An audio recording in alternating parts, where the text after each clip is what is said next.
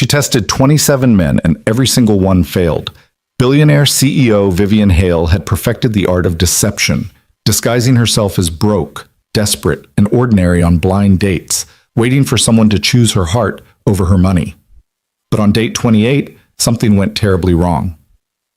The grease-stained mechanic with calloused hands and a 7-year-old daughter didn't just pass her test, he made her forget why she was testing him at all.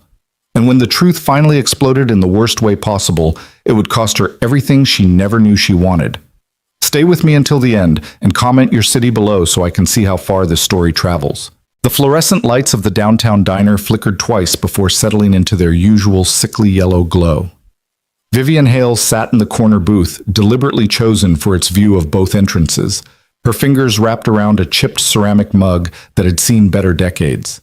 The coffee inside had gone cold 20 minutes ago, but she kept it close anyway. A prop. Like everything else about her tonight. She wore a faded thrift store cardigan with a small unraveling thread at the cuff, jeans that were genuinely worn rather than designer distressed, and scuffed canvas sneakers she'd found at a second-hand shop in Queens. No makeup, except a hint of mascara. Hair pulled back in a simple ponytail. The 2-carat diamond studs that normally graced her ears sat locked in a safe in her penthouse, replaced by simple silver hoops from a street vendor. Vivian Hale, founder and CEO of Hale Innovations, worth $2 billion according to the latest Forbes estimate, ranked among the 50 most powerful women in technology, had disappeared. In her place sat Vivi Chen, a 29-year-old temp worker between jobs, behind on rent, and desperate enough to try one more blind date arranged by a well-meaning friend. It was all a lie. It was all a test. And so far, 27 men had failed it spectacularly. Her phone buzzed, a text from Marcus, her head of security, who was currently pretending to read a newspaper 3 booths away. Subject arriving in 2 minutes. Silver Honda Civic, plate ending in 4729. Vivian's pulse quickened despite herself. She'd been doing this for 2 years, 24 months of carefully orchestrated deception, and she still felt that spike of adrenaline before each date. Not excitement, more like the feeling of a scientist approaching a potentially dangerous experiment. Hope had died somewhere around date number 12, when a hedge fund manager she'd actually liked had called her a waste of his time after she'd claimed she couldn't split the check. The door chimed. A man walked in and Vivian's trained eye cataloged him in seconds. Mid-30s, maybe 6 feet tall, dark hair that needed a trim. He wore work pants with permanent grease stains that no amount of washing would ever remove, and a jacket that had been through multiple winters. His hands, she always looked at the hands, were clean but bore the telltale scars and calluses of someone who worked with them. Actually worked, not the soft-handed, I'm into woodworking on weekends kind of worked. He spotted her. She'd sent him a photo, carefully chosen to look like a casual selfie rather than the professional headshot she normally used, and his face broke into a genuine smile. Not the predatory once-over she'd learned to recognize, not the barely concealed disappointment of someone who'd expected a different package. Just a smile. "Vivi?" he asked, approaching the booth. "That's me?" She gestured to the opposite seat. "You must be Lucas." Guilty as charged. He slid into the booth with a slight wince, and she caught the stiffness in his shoulders. "A long day, then." He noticed her noticing and gave a self-deprecating laugh. "Sorry, just finished a 12-hour shift, transmission rebuild that fought me every step of the way. I probably smell like motor oil." "I've smelled worse," Vivian said, which was true. She'd been in enough manufacturing facilities and hardware labs to be immune to industrial odors, but she softened it with a smile. "Long day, huh?" "Every day's a long day when you own the shop."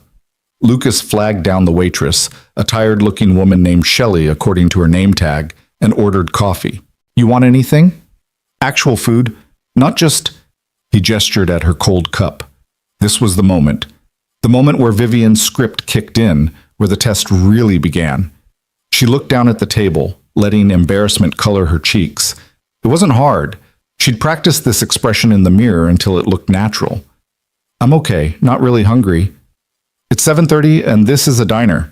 Lucas's voice was gentle, not pushy. "Nobody comes to a diner at 7:30 on a Friday night because they're not hungry. What's up?" Vivian took a breath.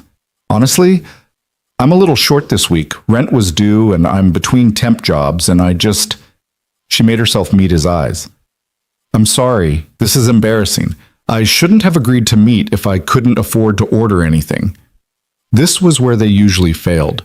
The good ones would offer to pay with barely concealed resentment, making her feel like a charity case. The mediocre ones would make excuses and leave. The worst ones, and there had been several, would lecture her about financial responsibility, about making better choices, about how they couldn't be with someone who didn't have their life together. Lucas did none of these things. Instead, he leaned back in the booth, studying her with steady brown eyes that held something she hadn't expected. Understanding. Not pity. Understanding. I got you, he said simply. 2 words. I got you. Vivian felt something crack in her chest, something she'd thought she'd sealed up tight 2 years ago. You don't have to, she started. I know I don't have to. Lucas accepted his coffee from Shelley and wrapped both hands around the cup like he was warming them. But here's the thing, Vivi. 6 years ago, I was living in my car with a 1-year-old baby girl because I just lost my job and couldn't make rent. A stranger bought me a meal at a place just like this. Didn't ask questions, didn't make me feel small. Just said, pay it forward when you can.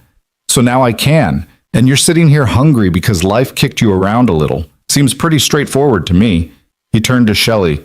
She'll have the meatloaf special. It's Friday, which means Gus makes it with the good gravy. And the pie. What's good today? Apple's fresh, Shelley said, scribbling on her pad. A small smile played at her lips like she was witnessing something she didn't see often enough. 2 slices of apple pie. Lucas looked at Vivian. Non-negotiable. I've been working since 6 this morning and I'm eating pie whether you judge me for it or not. Vivian laughed. Actually laughed. Not the practiced social laugh she used in board meetings, but a real one that surprised her. I would never judge someone for pie. Good. We're compatible already. Lucas grinned and Vivian noticed the laugh lines around his eyes, the kind that came from genuine happiness, not just frequent smiling. Shelley left with their order, and Lucas took a long sip of his coffee before speaking again. So, temp work, what kind? Receptionist stuff, mostly. Data entry, whatever I can find. The lies came easily now, polished by repetition. I studied marketing in college, but never really found my footing. The economy's tough, you know? Tell me about it. Lucas shook his head. I opened my garage right before the recession hit. Almost lost everything in the first 2 years. Banks wouldn't give me another loan. Suppliers wanted cash up front. I learned how to rebuild alternators from YouTube videos because I couldn't afford to buy new ones. But you made it, Vivian said. Barely. Still making it most days. He smiled, but there was a weight behind it. Ward's Auto Repair isn't going to make me rich, but it keeps the lights on, puts food on the table, and I get to be my own boss. Can't put a price on that. Actually, Vivian could put a precise price on that. She'd done the analysis when Hale Innovations had acquired a small startup, calculated the exact dollar value of autonomy, of not answering to investors or board members. But she stayed quiet, letting him talk. Plus, Lucas continued, his voice softening, it means I can adjust my schedule when I need to, for Rosie. Rosie? My daughter, she's 7. He pulled out his phone, an older model with a cracked screen protector, and showed her his lock screen. A little girl with dark curly hair and missing front teeth grinned at the camera, her face smeared with what looked like chocolate ice cream. She's with her grandma tonight. My mom watches her when I have plans. Vivian looked at the photo, at the pure joy captured there, and felt that crack in her chest widen. She's beautiful. She's chaos incarnate, Lucas said, but his voice was full of love. Last week she decided to give herself a haircut. Just grabbed the scissors and went for it. I came home and she looked like she'd fought a lawnmower. What did you do? Took her to a real barber to fix it, and we talked about how some things we need help with. Then we made a deal. She wants to learn to change oil on cars, so I'm teaching her. But she has to be patient and let me show her the right way, same as with haircuts. He shrugged. Being a parent is basically just negotiating with a tiny person who has no concept of consequences. The food arrived, and Vivian realized she actually was hungry. The meatloaf wasn't fancy. This wasn't one of the Michelin-starred restaurants where she usually dined, but it was hot and savory and came with real mashed potatoes, the kind someone had actually mashed. Her mom? Vivian asked carefully, taking a bite. Lucas's expression closed slightly, not hostile, but guarded. Not in the picture. Her choice. She left when Rosie was 8 months old, said she wasn't ready for motherhood, wasn't ready for the responsibility. He stabbed at his own meatloaf. Can't blame someone for knowing their limits, I guess. But Rosie deserves better than someone who sees her as a burden. That must have been hard, Vivian said quietly. Hardest thing I've ever done, those first few years. Working full-time, no sleep, a baby who wouldn't stop crying. My mom helped as much as she could, but she's got her own health issues. There were nights I just sat on the bathroom floor and cried because I didn't know if I could do it. He looked up, meeting her eyes. But you know what? I did. We did. And now I've got this incredible kid who thinks I'm a superhero because I can fix cars and make chocolate chip pancakes. Vivian found herself leaning forward, genuinely interested in a way she hadn't been with any of the previous 27 dates. What's the hardest part now? Lucas thought about it, chewing slowly. The guilt, I think. Working long hours means I miss stuff sometimes. Last month I missed her school play because a customer's car broke down and he needed it for work the next day. Rosie said she understood, but I could see it in her face, that disappointment. He ran a hand through his hair. I'm doing my best, but sometimes your best doesn't feel good enough. She knows you love her, Vivian said. That's what matters. I hope so. Lucas smiled, but it didn't quite reach his eyes. Anyway, enough about my complicated life. Tell me about you. What's your dream? Like, if money wasn't an issue and you could do anything? The question should have been easy. Vivian had prepared answers for dozens of scenarios. But something about the way Lucas asked it, genuine curiosity rather than interview-style vetting, made her pause. I don't know anymore, she said, and it was the first true thing she'd said all night. I used to think I knew. Had it all planned out. But life doesn't really care about your plans, does it? Not even a little bit, Lucas agreed. But that's okay. Plans change. Dreams change. The important thing is figuring out what actually makes you happy, not what you think should make you happy. They talked for 2 hours. Lucas told her about the time he accidentally locked himself in a customer's car and had to call Rosie's school to say he'd be late for pickup. Vivian, carefully editing out identifying details, talked about her college years when she'd been nobody special, just another computer science student with more ambition than sense. Lucas asked about her family, and she gave him the truth. Parents who'd passed away in a car accident when she was 23. No siblings. No close relatives. That's lonely, Lucas said softly. Sometimes, Vivian admitted. You build your own family though, right? Friends. Chosen family. Yeah, he smiled. And sometimes a grease-stained mechanic buys you meatloaf, and you realize people aren't all terrible. Sometimes, Vivian agreed. When Shelley brought the check, Lucas paid without ceremony. He didn't make a big show of it, didn't draw attention to his generosity. He just handed over cash. Vivian noticed he left a generous tip and suggested they take a walk. I've been sitting all day working on that transmission, he explained, and the night's nice, if you're not tired of me yet. They walked through the neighborhood, past closed shops and late-night bodegas, past couples and groups of friends and the constant hum of city life. Lucas talked about engines with the passion most people reserved for art or music. He explained how a transmission worked, how every piece had to fit perfectly, or the whole system failed, how the beauty was in the interconnection. It's like a conversation, he said, gesturing with his hands. All the parts talking to each other, working together. When it works right, it's almost music. When it doesn't, he laughed. Well, that's why I have a job. You really love what you do, Vivian observed. I really do. Is that weird? Loving something as ordinary as fixing cars. It's not weird at all. Vivian thought of her own work, the thrill of solving impossible problems, of building something from nothing. Passion is passion. Doesn't matter if it's cars or art or anything else. They ended up at a small park, sitting on a bench under a streetlight surrounded by moths. The city glowed around them, but for a moment it felt like they were in their own bubble. I had a good time tonight, Lucas said. I know that's a cliche thing to say, but I mean it. You're easy to talk to, Vivi. Real. Guilt twisted in Vivian's stomach. Real. If only he knew. I had a good time too, she said, and meant it. Can I see you again? Lucas asked. I mean, no pressure, but maybe lunch next week? There's a food truck near my shop that makes incredible tacos. And before you worry about money, my treat. I'm not keeping score. Vivian should have said no. The test was over. He'd passed with flying colors in a way that made all 27 previous dates look like the selfish, shallow encounters they'd been. She'd proven what she'd set out to prove, that finding someone who wanted her for herself, not her money, was nearly impossible. But Lucas was looking at her with those steady brown eyes, and Rosie's gap-toothed grin flashed through her mind, and Vivian heard herself say, I'd like that. Yeah? His smile was sunrise bright. Yeah. Lucas walked her to her subway stop, or rather to the subway stop she'd claimed was hers, 3 neighborhoods away from where she actually lived. At the entrance, he paused. I don't usually do this on first dates, he said. But can I hug you?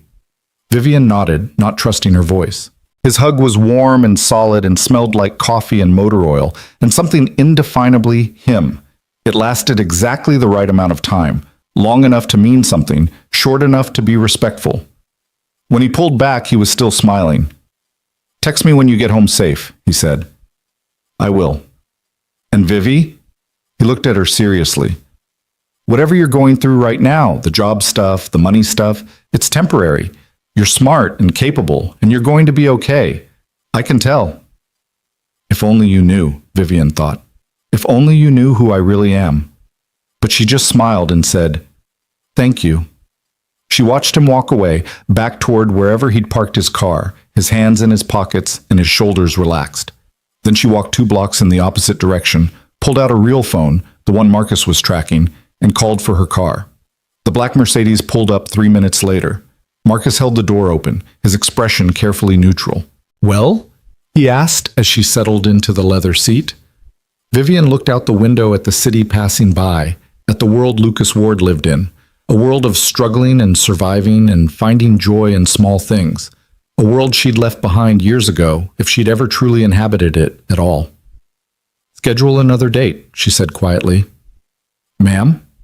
Marcus's surprise was evident even through his professional demeanor.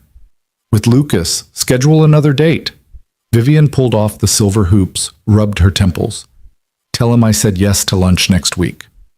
The test is over, Marcus pointed out. He passed. That was the point.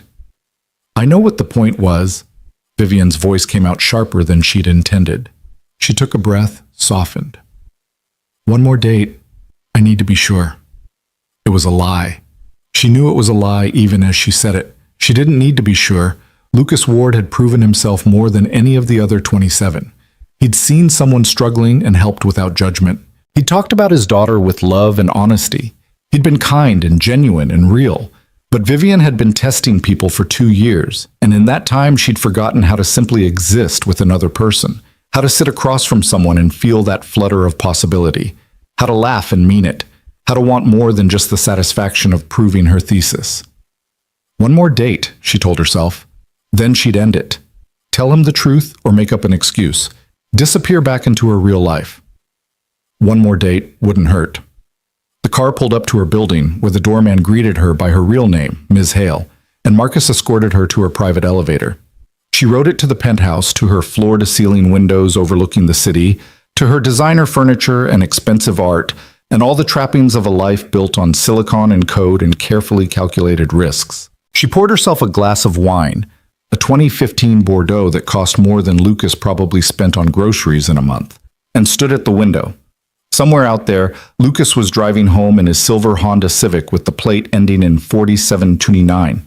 He'd probably check on Rosie, make sure she was asleep at his mother's house. Maybe he'd replay their date in his mind the way Vivian was replaying it now. Maybe he'd feel that same flutter of hope.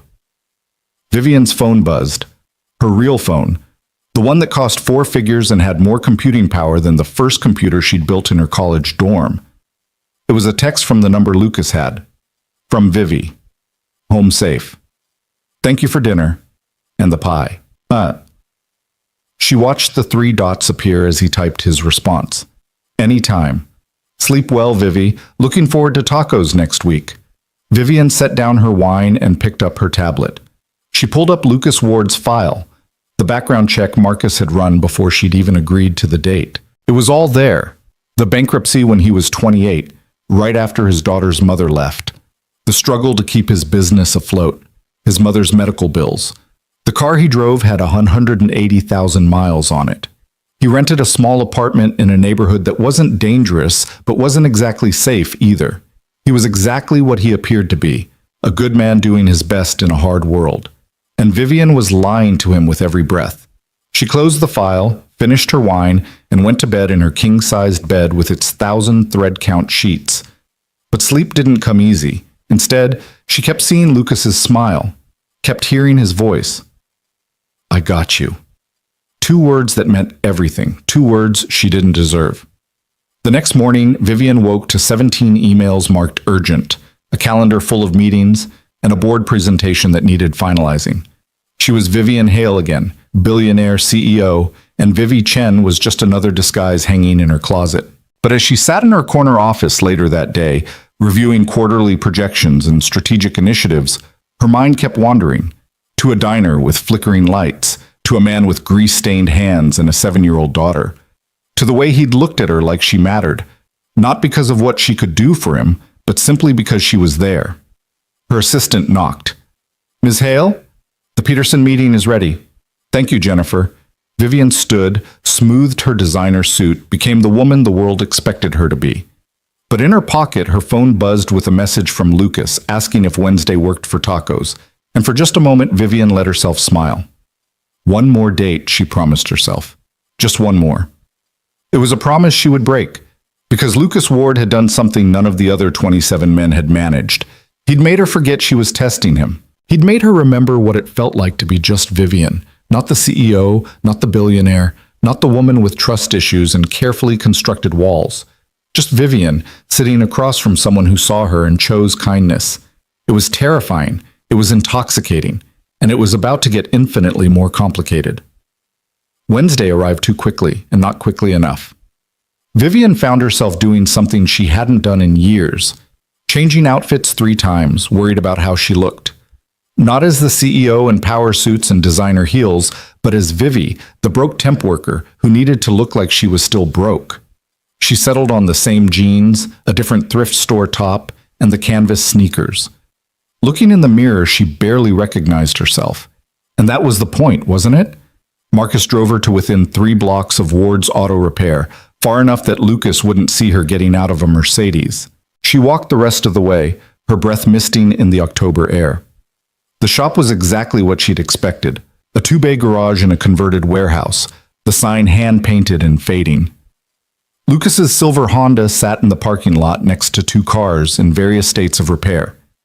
Through the open bay door, she could see him bent over an engine, his hands moving with the confidence of someone who knew exactly what they were doing. Lucas? She called. He looked up, and that smile, God, that smile, transformed his face. He wiped his hands on a rag and jogged over. Perfect timing. Just finished up. He gestured to himself ruefully. I'm a mess, though. Give me 5 minutes to clean up. Take your time. While he washed up in the small office bathroom, Vivian looked around the shop. It was meticulously organized, tools in their proper places, parts labeled and shelved. A small desk held paperwork and a desktop computer that had seen better years. On the wall hung a child's drawing, a stick figure labeled Daddy, standing next to a car, with I love you, spelled out in crooked letters decorated with hearts. Rosie made that last year for my birthday, Lucas said, emerging from the bathroom in clean jeans and a t-shirt. I know I should probably not hang customer invoices next to kids' artwork, but he shrugged. It makes me happy. It's perfect, Vivian said, and meant it. The taco truck, Miguel's Best Tacos, according to the hand-painted sign, was parked in a lot 6 blocks away. Lucas bought them each 3 tacos and a horchata, and they sat at a plastic table under an umbrella that had a rip in it. So, Lucas said, unwrapping his first taco, how was your week? Vivian thought about the board meeting where she'd had to defend her decision to invest in a risky AI startup. The conference call with Tokyo that went until 2 in the morning. The profile piece Forbes wanted to run that she'd declined 3 times. Quiet, she said. Picked up a few temp shifts. Nothing exciting. How about you?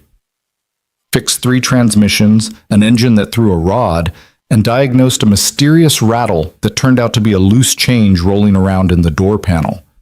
He grinned.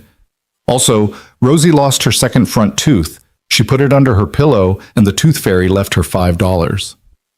The tooth fairy's generous. The tooth fairy felt guilty for missing bath time 2 nights in a row, Lucas said wryly. But don't tell Rosie that. She thinks it's because she wrote a very polite letter. They ate and talked, and Vivian found herself relaxing in a way she rarely did anymore. Lucas asked questions. Where did she grow up? What were her hobbies? What did she like to read? But he didn't interrogate. When she asked about his business, he lit up, explaining his dream of maybe expanding someday, opening a second location, training young mechanics who couldn't afford trade school. There's this kid, Danny, who hangs around sometimes, Lucas said. 16, dropped out of school, living with his grandmother. He's got a real gift for engines, just needs someone to teach him properly. I've been showing him stuff when I can. Can't pay him yet, but I give him lunch and he's learning. He looked almost embarrassed. It's not much.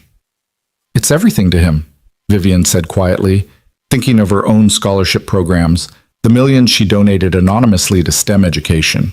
But she donated money. Lucas was donating time, attention, himself. You're changing that kid's life. Maybe. Or maybe he'll get bored and move on. Lucas shrugged. But if I can be for him what someone else was for me, then it's worth it. After tacos, Lucas said, "Want to see something?" He drove them, Vivian's security team following at a discreet distance, to a neighborhood she didn't recognize. They parked outside a community center that had definitely seen better decades. I volunteer here Thursday evenings, Lucas explained as they walked in, teaching a basic car maintenance class. How to change a tire, check your oil, jump a battery, simple stuff that can save people hundreds in mechanic fees. He smiled sheepishly.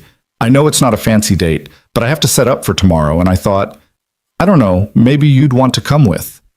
Vivian helped him carry in supplies, jacks and lug wrenches and containers of oil. A few people were already in the room, mostly women, mostly older, a few younger men. Lucas, a woman in her 60s, waved. You bringing your girlfriend to show us up?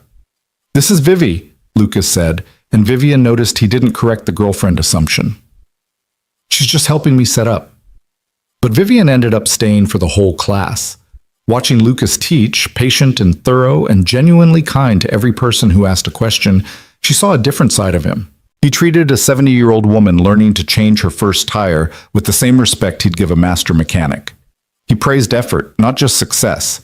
He made people feel capable. After class, as they loaded equipment back into his car, one of the students, a young mother who couldn't have been more than 22, approached. Thank you, she said to Lucas. My car broke down last week and I was going to pay someone $200 to fix it, but I remembered what you taught us and I did it myself. Save that money for my baby's doctor appointment instead. Lucas's face went soft. That's exactly why I do this. You did great. Driving Vivian back toward her supposed neighborhood, Lucas was quiet. You okay? She asked. Yeah, just thinking. He glanced at her. Nights like tonight remind me why I don't need to be rich or successful by other people's standards. That woman, she learned something that changed her life. That's worth more than any fancy car or big house. Guilt crashed over Vivian like a wave.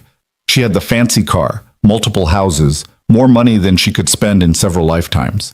And here was Lucas, finding meaning in teaching a young mother to change her oil. You're a good person, she said quietly. I'm just a person, Lucas replied. We all are, just trying to do what we can with what we've got. He pulled up to her subway stop, the same one as last time, and turned to her. So, he said, and she could hear the nervousness in his voice. I really like spending time with you, Vivi, and I know we've only been on 2 dates, but I was wondering, would you want to meet Rosie? No pressure. I know meeting the kid is a big step, but she's been asking about you. I may have mentioned I was seeing someone, and I thought maybe we could go to the park or something this weekend, casual. Meet Rosie. Meet his daughter. That was a line Vivian hadn't crossed with any of the test dates. That was moving from experiment into real relationship territory. She should say no. Should end this now before it went any further. I'd love to, she heard herself say. Lucas's grin could have powered a small city. Yeah, okay, great. Saturday afternoon. There's a playground near my place. Rosie could bring her bike. Saturday's perfect. This time, when Lucas hugged her goodbye, Vivian let herself hold on a little longer. Let herself breathe him in, soap and coffee and something warm. Let herself imagine, just for a moment, what it would be like if this were real. But it wasn't real. It was a test that had gone too far. And Vivian Hale, billionaire CEO, was playing a dangerous game with a good man's heart. She just didn't know how to stop. Saturday arrived wrapped in autumn sunshine, the kind of perfect October day that made the city feel almost forgivable.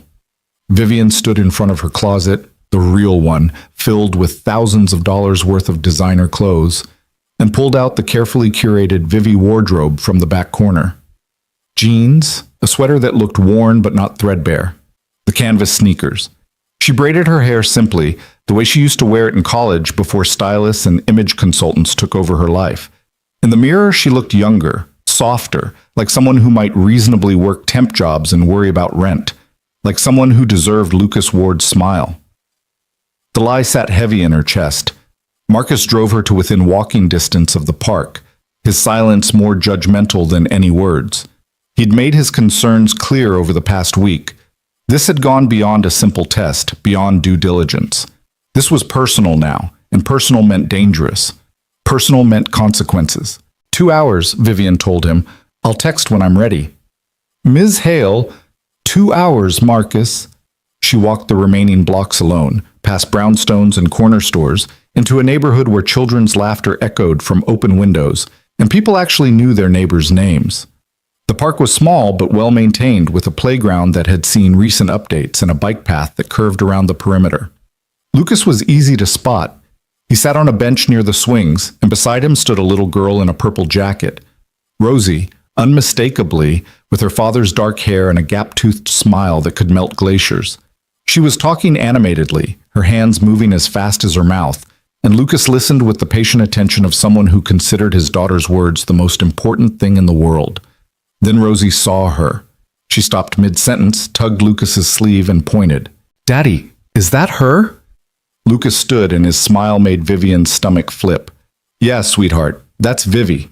Rosie ran over, all energy and enthusiasm, stopping just short of Vivian with the sudden shyness children sometimes get when meeting someone new. She looked up with enormous brown eyes. Hi, Rosie said. Daddy said you're really nice. Are you? The question was so earnest, so completely without guile, that Vivian felt something crack wider in her chest. She knelt down to Rosie's level.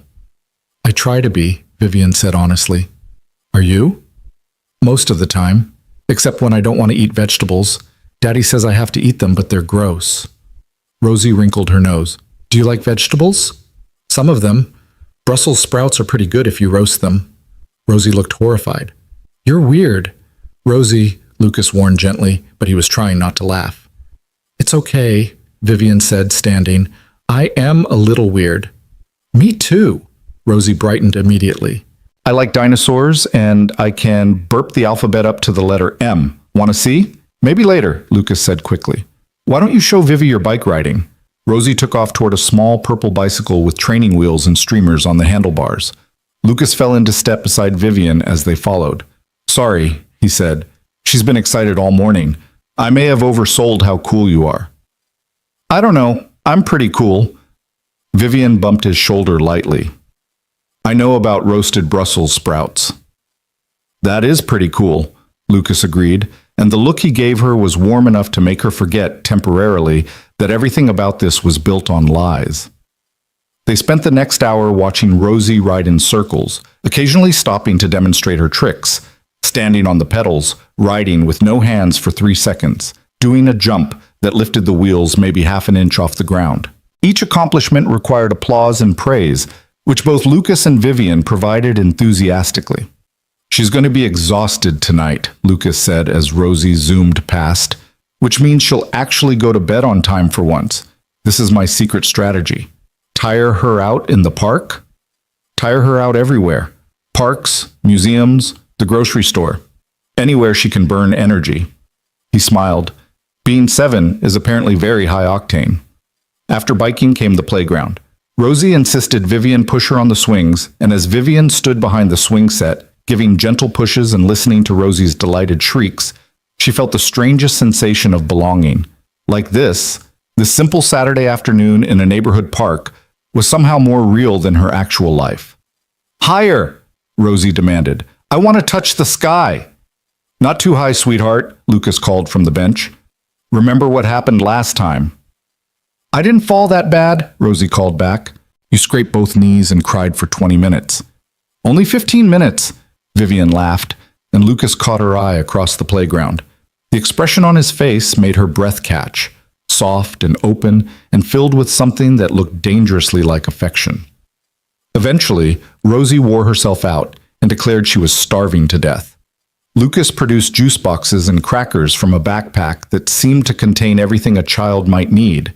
Band-Aids, wet wipes, a change of clothes, 3 different types of snacks, and a small stuffed dinosaur named Herbert.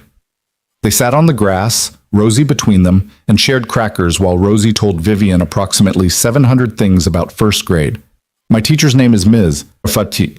Rodriguez, and she has a fish named Bubbles. And I sit next to Emma, who's my best friend, except when she's not. And we're learning about the water cycle, and I can spell precipitation, which is a really big word. And Daddy says I'm smart like my grandma. And Rosie paused for breath.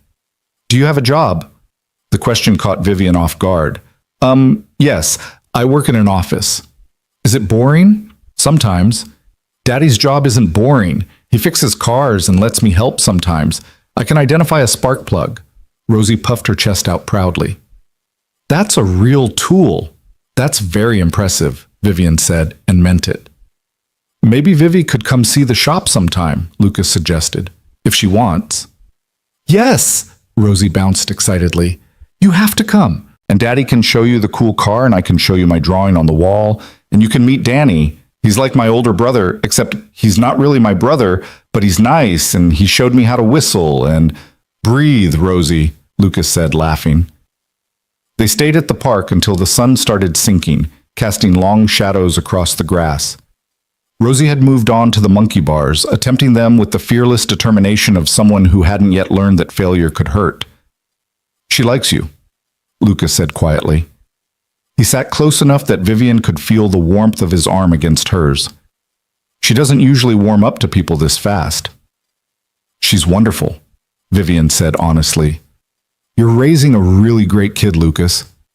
I'm trying. He watched Rosie hang upside down from the bars, her jacket riding up to expose her stomach. Some days I feel like I'm failing spectacularly, like I should be doing more, being more. But then she does something like spell precipitation or show kindness to a stranger, and I think maybe I'm not completely screwing it up. You're not screwing it up at all. Lucas turned to look at her, and the intensity in his gaze made Vivian's pulse quicken. I really like you, Vivi. I know it's only been a couple weeks, but I feel like, I don't know, like I can breathe around you, like I don't have to pretend to be anything I'm not. The irony of his words hit Vivian like a physical blow. He could be himself. She was the one pretending, lying, deceiving. She was the one who couldn't breathe under the weight of her own deception. Lucas, she started, but Rosie interrupted. Daddy, watch this. Rosie hung by her knees, arms spread wide. I'm a bat. I see you, Batgirl, Lucas called back. He stood, offered Vivian his hand. Come on, let's make sure our bat doesn't fall and crack her head open. Vivian took his hand, and he didn't let go as they walked toward the monkey bars. His palm was rough with calluses but warm, and his fingers threaded through hers like they'd been doing this for years rather than minutes. This is dangerous, Vivian thought. This is so dangerous. But she didn't pull away. By the time they left the park, Rosie was dragging her feet, her earlier energy completely depleted. Lucas scooped her up easily, and she rested her head on his shoulder with the boneless exhaustion of a child who'd played hard. I like Vivi, Rosie mumbled, her eyes already half closed. Is she your girlfriend, Daddy? Lucas glanced at Vivian over his daughter's head, a question in his eyes. "Would that be okay with you?" Vivian asked Rosie gently. "Mm-hmm. She's nice, and she doesn't think dinosaurs are just for boys." Rosie yawned hugely. "Emma's mom said dinosaurs are for boys, but that's stupid." "It is stupid," Vivian agreed. "See, Daddy? She's smart too." Lucas's apartment was a 15-minute walk, and he insisted on walking Vivian part of the way to her supposed subway stop first. Rosie fell asleep on his shoulder within 2 blocks, her small hands fisted in his jacket. "This is me being romantic," Lucas said wryly, "walking you home while carrying a sleeping 7-year-old. "It's perfect," Vivian said, and meant it more than she should have. They stopped at a corner 3 blocks from where Marcus was waiting with the car. The evening had turned cool, and Vivian could see her breath misting in the air. "Thank you for today," Lucas said. "For meeting Rosie, for spending your Saturday with us. I know this is a lot. Single dad, precocious kid, not exactly typical dating." "I had a really good time." Vivian reached out, gently brushed a strand of hair from Rosie's sleeping face. "She's lucky to have you." "I'm the lucky one." Lucas shifted Rosie's weight slightly. "Can I see you again? Soon?" "Yes." "Yeah?" His smile was sunrise bright even in the dimming light. "Wednesday? There's a farmer's market near my shop. Rosie loves it. We usually go after I pick her up from school." "Meet him again. Meet Rosie again. Keep building this beautiful, terrible lie." "I'd love that," Vivian heard herself say. Lucas leaned in, carefully, mindful of the sleeping child between them, and pressed a soft kiss to Vivian's cheek. It was chaste and gentle and somehow more intimate than anything Vivian had experienced in years. "Get home safe," he whispered. Vivian watched him walk away, his daughter secure in his arms, and felt the ground shift beneath her feet. This wasn't a test anymore. This wasn't research or due diligence or protecting herself from gold diggers. This was falling, and she had no idea how to stop. Marcus was waiting exactly where she'd left him, the Mercedes idling at the curb. He said nothing as she climbed in, but his expression spoke volumes. "Don't," Vivian said. "I wasn't going to say anything." "You're thinking it very loudly." Marcus pulled into traffic with his usual efficiency. After a long moment, he spoke. "He's a good man, Ms. Hale. And that little girl? I know." "So what's the end game here?" Vivian stared out the window at the city passing by. "I don't know." "You're going to have to tell him eventually. The longer you wait—" "I said I don't know, Marcus." She heard the snap in her voice, took a breath. "I'm sorry. I need to think." But thinking was the problem. The more time Vivian spent with Lucas, the more she thought about what it would be like to actually be Vivi, to live in that simpler world where problems weren't measured in stock prices and board votes, where happiness came from Saturday afternoons in the park and a child's laughter. Back in her penthouse, Vivian poured wine she didn't drink and stood at her floor-to-ceiling windows overlooking a city she technically owned a piece of. Her reflection stared back at her, designer clothes, perfect hair, the carefully constructed armor of a woman worth billions. She looked nothing like the woman Lucas had kissed goodbye. Her phone buzzed.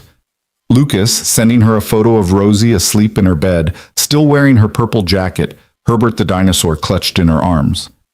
The message read, "She crashed before I could even get her into pajamas. Today was a good day. Thank you for being part of it." Vivian's thumb hovered over the keyboard.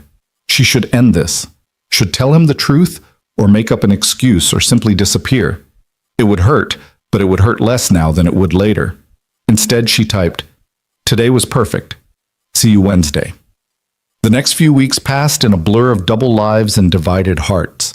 Vivian would spend her mornings as the CEO, board meetings and investor calls and strategic decisions that affected thousands of employees.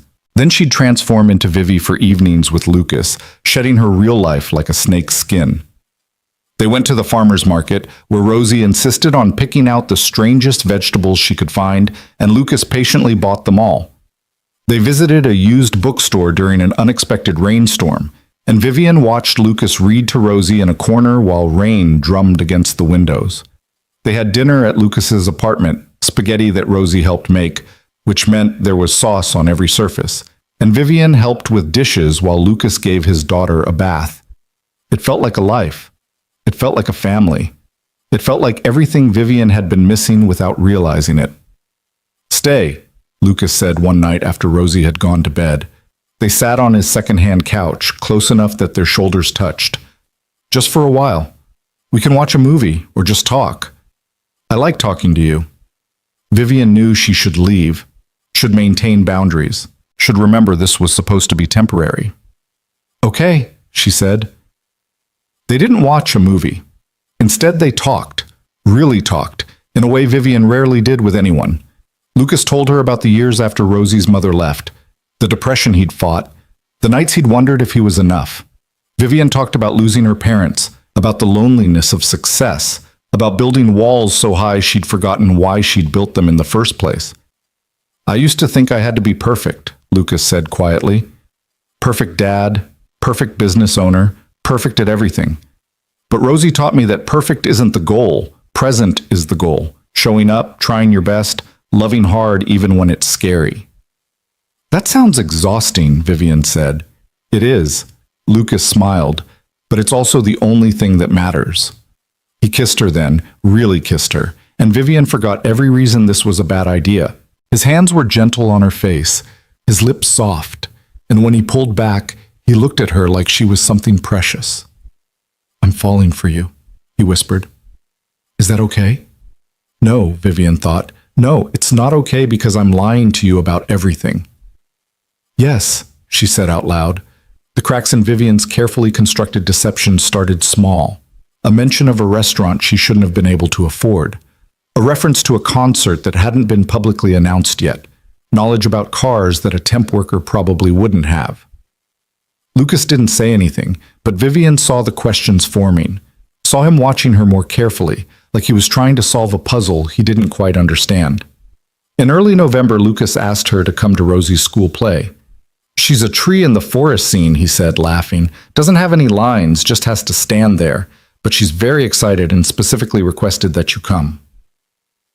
Vivian should have said no. The school meant other parents, meant staying in character for hours, meant deepening the lie to include more people. But the hope in Lucas's eyes, the image of Rosie as a tree, made her nod. "I wouldn't miss it." The school auditorium was packed with families, and Vivian sat next to Lucas in the third row, her heart pounding every time someone looked at her too long. She was wearing sunglasses indoors like some kind of celebrity cliché, claiming the fluorescent lights gave her migraines.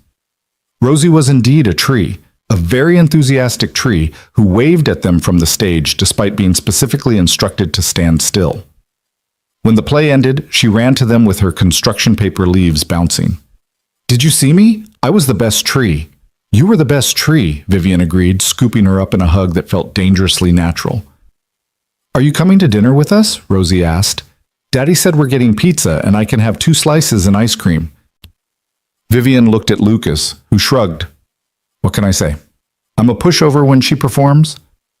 She stood still for 4 minutes. That's a personal record. They went to a local pizza place, the kind with checkered tablecloths and a jukebox in the corner. Rosie talked non-stop about the play, about her friend Emma, who forgot her lines, about how being a tree was harder than it looks because you can't scratch your nose. Watching Lucas with his daughter, patient and present and so full of love, Vivian felt something shift permanently inside her. This wasn't about testing anymore. This wasn't about protecting herself. This was about wanting something real with a desperation that scared her. On the walk back to Lucas's apartment, Rosie between them holding both their hands, she spoke without thinking. "I could fall in love with this," Vivian said quietly. Lucas looked at her over Rosie's head. The pizza? The life. This life. Something in Lucas's expression tightened, and for a moment, Vivian thought he was going to ask the question she dreaded. Instead, he just squeezed her hand and said, "Me too." That night, after Rosie was asleep and Vivian was getting ready to leave, Lucas stopped her at the door. "Vivi," he said carefully, "is there something you want to tell me?" Vivian's heart stopped. "What do you mean?" He ran a hand through his hair, looking uncomfortable. "Sometimes I feel like there's something you're not saying, Like there's a part of you I'm not seeing, and that's okay. We all have things we're not ready to share. But I want you to know that whatever it is, you can tell me. I'm not going to judge you or run away. This was it. The moment to come clean, to tell him everything and face the consequences. Lucas, Vivian started, her voice shaking. His phone rang. He glanced at it, cursed softly. It's my mom. She never calls this late unless something's wrong. I'm sorry, I have to. Answer it, Vivian said, relief and disappointment warring in her chest. It was his mother's heart. Nothing life-threatening, but enough that Lucas needed to go to the hospital. Vivian insisted on going with him, on sitting in the waiting room while doctors ran tests. At 2 a.m, when they finally got word that his mother would be fine, Lucas collapsed into the plastic chair beside her. Thank you, he said, for staying, for being here. I don't know what I would have done if... Hey, Vivian took his hand. She's okay. That's what matters. Lucas pulled her close, buried his face in her hair. I love you, he whispered. God, Vivi, I love you. Is that crazy? We've only known each other a few weeks, but I love you. Vivian held him while her heart shattered into pieces. I love you too. It was the truest thing she'd said in months. It was also the cruelest lie. Because Lucas loved Vivi, broke, struggling, ordinary Vivi. He didn't know Vivian Hale existed. He didn't know the woman he loved was a phantom, a carefully constructed fiction designed to test his character. And now Vivian was trapped in a web of her own making, loving a man who loved someone who didn't exist. The reckoning, when it came, would destroy them both. The morning after the hospital, Vivian woke up in Lucas's apartment. She'd fallen asleep on his couch after they'd gotten back at 4 a.m, too exhausted to even think about going home. Sunlight streamed through the thin curtains, and she could hear Lucas in the kitchen, the quiet clink of mugs and the hiss of a coffee maker. Daddy? Rosie's voice drifted from down the hall. Is Grandma okay? Grandma's fine, sweetheart. She's resting at the hospital and she'll come home soon. Is Vivi still here? Yeah, she's asleep on the couch. Come on, let's make breakfast quietly so we don't wake her. But Vivian was already awake, staring at the cracked ceiling and feeling the weight of her lies press down on her chest like concrete. She'd said she loved him. He'd said he loved her, and none of it was built on truth. She sat up, running her hands through her tangled hair. She was still wearing yesterday's clothes, her Vivi clothes, and she felt grimy and dishonest and so tired of pretending. Lucas appeared in the doorway, 2 mugs of coffee in his hands. Hey, I thought I heard you moving. He handed her a mug, sat down beside her. How'd you sleep? Okay. Vivian wrapped her hands around the warmth. How are you doing? Better. Mom texted this morning. She's already complaining about the hospital food, so I know she's fine. He smiled, but exhaustion lined his face. Thank you again for last night, for everything. Rosie peeked around the corner, still in her dinosaur pajamas. Vivi, you're awake. Do you want pancakes? Daddy's making the good ones with chocolate chips. That sounds perfect, Vivian said, and Rosie beamed before disappearing back into the kitchen. They ate breakfast together, slightly burnt pancakes because Lucas kept getting distracted, and Rosie's enthusiastic chatter about a dream she'd had involving dinosaurs and spaceships. It felt domestic and warm and real, and with every passing moment, Vivian felt herself sinking deeper into a quicksand of her own creation. After breakfast, Lucas needed to visit his mother at the hospital and then open the shop. I hate to ask, he said, looking genuinely apologetic, but would you be able to stay with Rosie for a few hours? My mom usually watches her on Saturdays, but obviously she can't today, and I can't find a sitter on such short notice. Every rational part of Vivian's brain screamed that this was a terrible idea. Spending more time with Rosie, becoming more embedded in their lives, making the inevitable reveal even more devastating. Of course, she said, we'll be fine. Lucas kissed her forehead, then Rosie's. Thank you. I'll be back by noon. Rosie, you listen to Vivi, okay? Be good. I'm always good, Rosie said with the complete confidence of someone who was definitely not always good. After Lucas left, Rosie looked up at Vivian with wide eyes. What do you want to do? What Vivian wanted to do was flee. Call Marcus, have him pick her up, retreat to her penthouse and her real life and forget this had ever happened. Instead, she looked around Lucas's small apartment, at the breakfast dishes still on the table, at the laundry basket overflowing in the corner, at the life Lucas was juggling alone. "How about we clean up a bit?" Vivian suggested. "Help your dad out?" Rosie wrinkled her nose. "Cleaning is boring. It's faster with two people, and then we can do something fun." They cleaned together, Rosie washing dishes while standing on a step stool and Vivian drying. They folded laundry. Vivian taught Rosie the efficient method she'd learned in college before she'd had people to do these things for her. They organized Rosie's toys, and Vivian found herself laughing as Rosie explained the complex social hierarchy of her stuffed animals. "Herbert is the king," Rosie said seriously, holding up the stuffed dinosaur. "But Mr. Whiskers thinks he should be king because he's a lion, but I told him that dinosaurs are bigger than lions, so Herbert wins." "That seems fair," Vivian agreed. By the time Lucas returned, the apartment was cleaner than Vivian had ever seen it. He stood in the doorway, looking around in amazement. "Did you two do all this?" "Vivi helped," Rosie announced proudly, "and she taught me the fast way to fold shirts, and we organized my toys and... Daddy, are you okay?" Lucas's eyes had gone suspiciously bright. "Yeah, sweetheart, I'm just... yeah."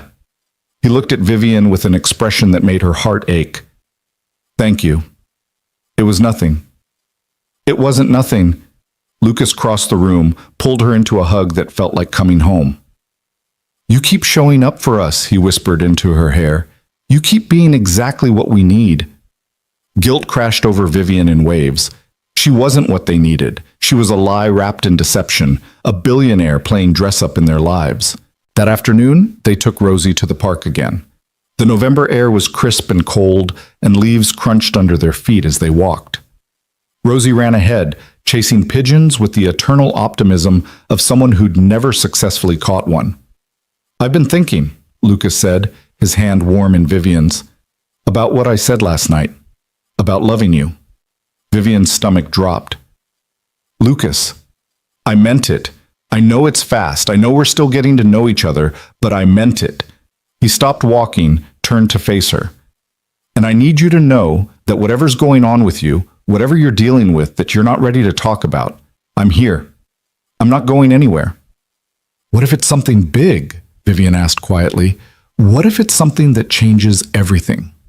Lucas was quiet for a moment, watching Rosie attempt to climb a tree. "Then we figure it out together.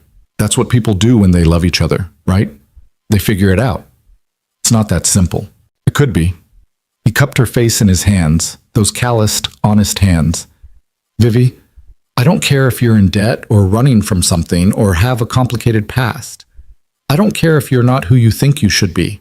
I care about who you are right now, in this moment. The woman who stayed at the hospital with me, who cleans my apartment and makes my daughter laugh, who looks at me like I'm worth something."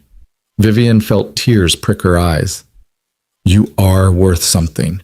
You're worth everything. So are you." He kissed her softly. "So are you." Rosie ran back to them, leaves stuck in her hair. "I found a cool rock. Want to see?" They admired the rock, which looked like every other rock to Vivian, but Rosie insisted was special. They pushed her on the swings and played a game Rosie invented that seemed to have no rules except running in circles. They bought hot chocolate from a street vendor and sat on a bench, Rosie between them, her small body warm against Vivian's side. This could be my life, Vivian thought. This park, this man, this child, this beautiful, simple life. But it was built on sand, and the tide was coming in. The next week passed in a blur of stolen moments and mounting dread. Vivian knew she needed to tell Lucas the truth, but every time she tried, something stopped her. His smile, Rosie's laughter, the way he looked at her like she was his whole world. On Wednesday evening, she was in a board meeting, her real life intruding on the fantasy, when her phone buzzed with a text from Lucas. She ignored it, focused on the presentation about Q4 projections. It buzzed again and again. During a break, she checked her messages. 3 photos from Lucas. The first showed Rosie holding up a drawing, 2 stick figures holding hands, labeled Daddy and Vivi. The second was Rosie wearing a too big t-shirt covered in grease, grinning beside a car engine. The third was just text. She asked when you're coming over again. I told her soon. That okay? Vivian stared at the photos while her CFO droned on about market share and competitive positioning. Two worlds, impossibly far apart. In one, she was Vivian Hale, making decisions that affected thousands of lives. In the other, she was Vivi, someone a 7-year-old missed. She typed back, "Tomorrow night? I can bring pizza." The response was immediate. "Perfect. We'll be the ones covered in motor oil." "Ms. Hale?" Her assistant Jennifer was looking at her expectantly. "Your thoughts on the acquisition?" Vivian put her phone down, forced herself back into CEO mode. "Move forward with due diligence, but I want detailed analysis on their workforce culture. Numbers matter, but so do people." After the meeting, Marcus cornered her in the hallway. "We have a problem." Vivian's blood went cold. "What kind of problem?" "Thomas Greer is asking questions about you, specifically about where you've been spending your time." Thomas Greer, board member, major investor, and the kind of man who saw knowledge as currency. He was also someone who'd made it clear he thought Vivian should be more visible, more social, more willing to play the game of wealth and power. "What kind of questions?" "About your evening schedule, your security detail. He implied you were seeing someone." Marcus's expression was carefully neutral. "He has friends in interesting places, Ms. Hale. If he decides to dig deeper, he won't find anything." Vivian's voice came out sharper than intended. "You've been careful." "I've been careful, but you've been spending 3 or 4 evenings a week in that neighborhood. You've been photographed at parks, at diners. If someone decides to connect the dots, then I'll deal with it." Vivian started walking toward the elevator. "Is that all?"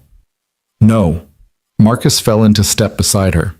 "Ms. Hale, with all due respect, you need to end this, today, before it becomes a scandal that destroys both your life and his." "I know. So end it." "I said I know, Marcus." The elevator doors opened and Vivian stepped inside. "I'll handle it." But she didn't handle it. Instead, she showed up at Lucas's apartment the next night with pizza and garlic bread and let Rosie drag her to the garage to see the super cool engine they'd been working on all day. "It's from a 1967 Mustang," Lucas explained, his face lit with genuine excitement. "Customer wants it rebuilt to original specs. It's going to be beautiful when it's done." Vivian looked at the engine, a mass of metal and potential, and understood his passion. She'd felt the same way about code once, about building something complex and beautiful from individual pieces. "Can I help?" The words came out before she could stop them. Lucas's surprise was evident. "You want to help rebuild an engine?" "I want to try," Vivian smiled. "I'm probably terrible at it, but I want to try." So he taught her, showed her how to identify parts, how to clean and inspect each piece, how to handle tools with respect. Rosie helped by handing them wrenches and providing color commentary on everything. "You're actually pretty good at this," Lucas said after an hour. His hands were guiding hers, showing her how to properly torque a bolt. "You sure you haven't done this before?" "Never." Vivian was acutely aware of his proximity, the warmth of his body behind hers. "I'm just good at following instructions." "You're good at a lot of things."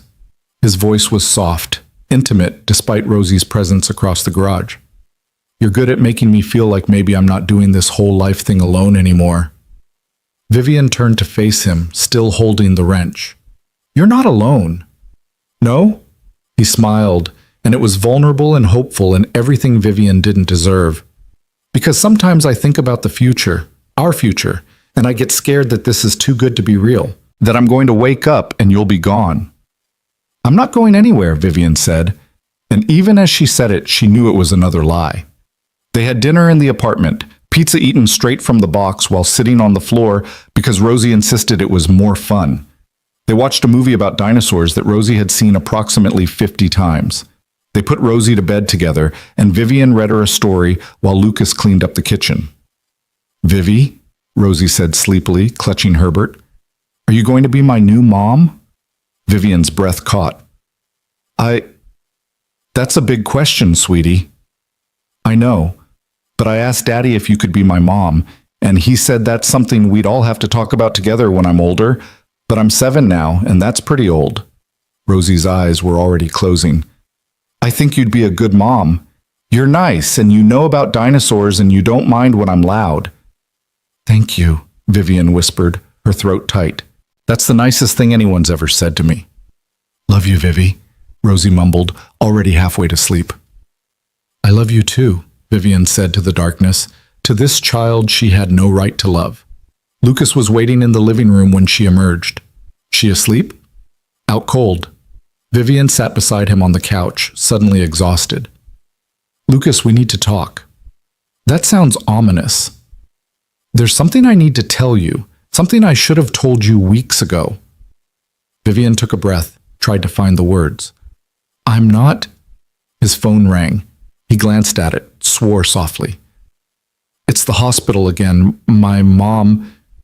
Answer it, Vivian said, reprieve and guilt washing over her in equal measure.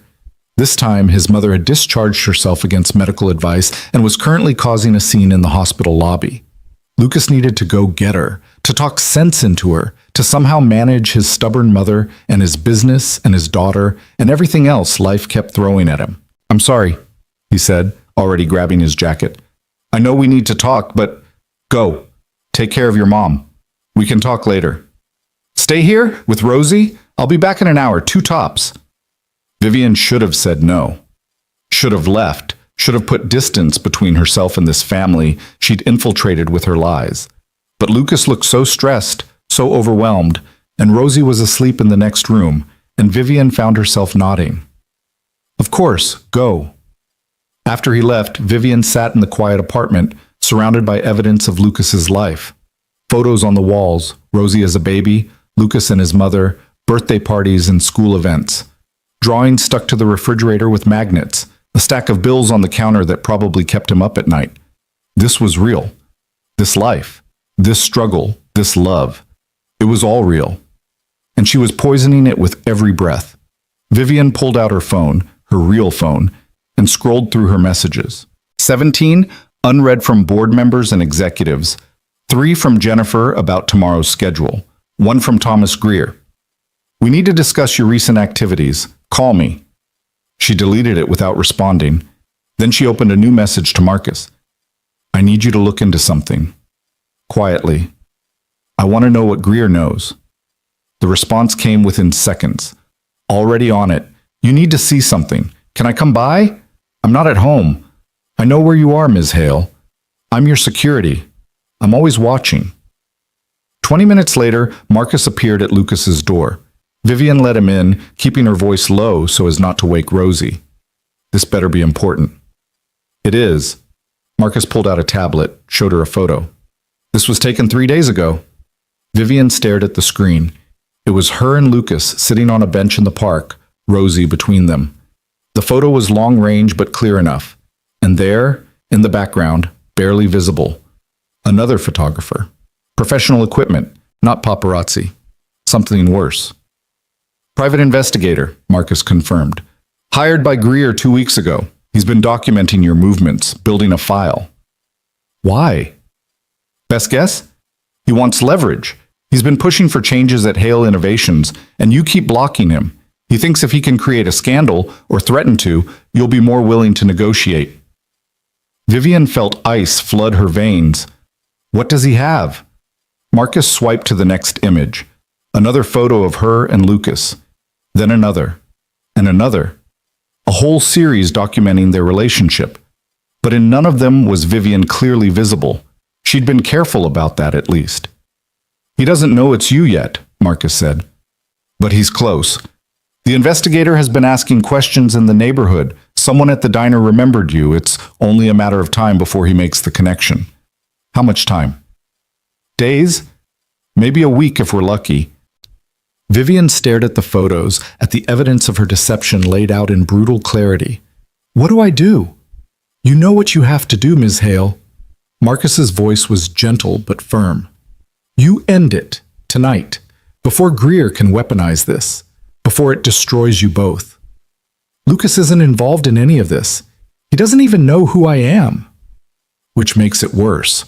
When this comes out, and it will come out, he'll be collateral damage.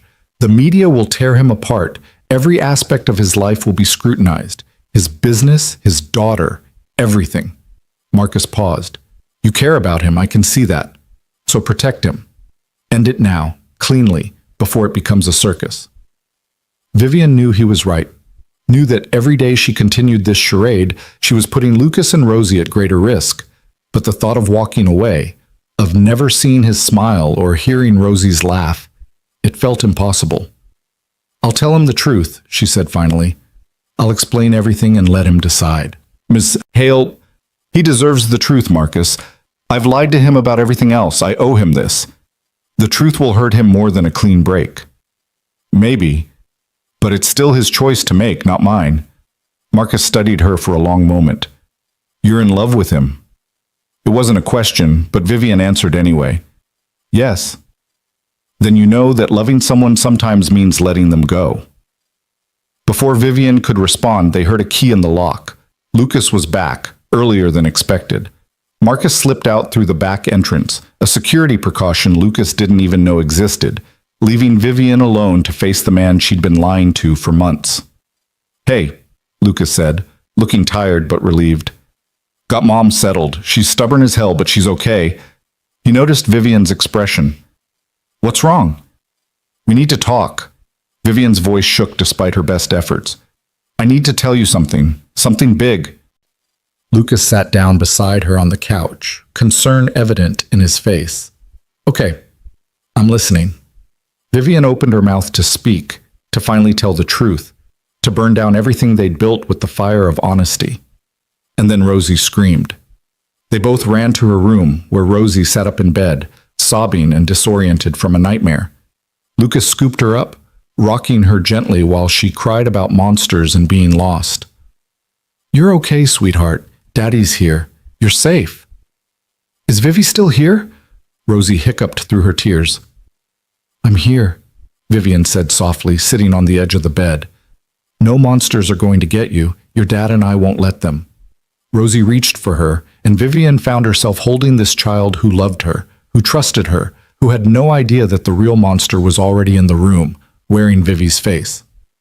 It took 30 minutes to calm Rosie down and get her back to sleep. By the time they returned to the living room, the moment had passed. Lucas looked exhausted, running on empty after a day of crisis management. What did you want to talk about? He asked, stifling a yawn. Vivian looked at him, this good, kind, tired man who loved her, and felt her courage fail. It can wait, she heard herself say. You need sleep. You sure? I'm sure. Get some rest, Lucas. He pulled her into a hug, held her close. Thank you for being here tonight, for everything. I don't know what I'd do without you. Neither do I, Vivian thought. Neither do I. She left shortly after, walking the 3 blocks to where Marcus waited with the car. She climbed in without a word, and they drove through the city in silence. You didn't tell him, Marcus observed. No. You're running out of time, Ms. Hale. I know. But knowing and doing were 2 different things. And as Vivian sat in the back of her Mercedes, watching the city lights blur past, she realized she was trapped in a cage of her own making. Every day she didn't tell Lucas the truth. The lie grew bigger. Every moment she spent with him and Rosie, the inevitable destruction grew more catastrophic. She had built this test to protect herself from men who wanted her money. Instead, she'd found a man who wanted nothing from her but honesty, the one thing she couldn't give him. And now the walls were closing in. The reckoning was coming, whether she was ready or not. The next morning, Vivian woke to her alarm at 5:30, the city still dark beyond her penthouse windows.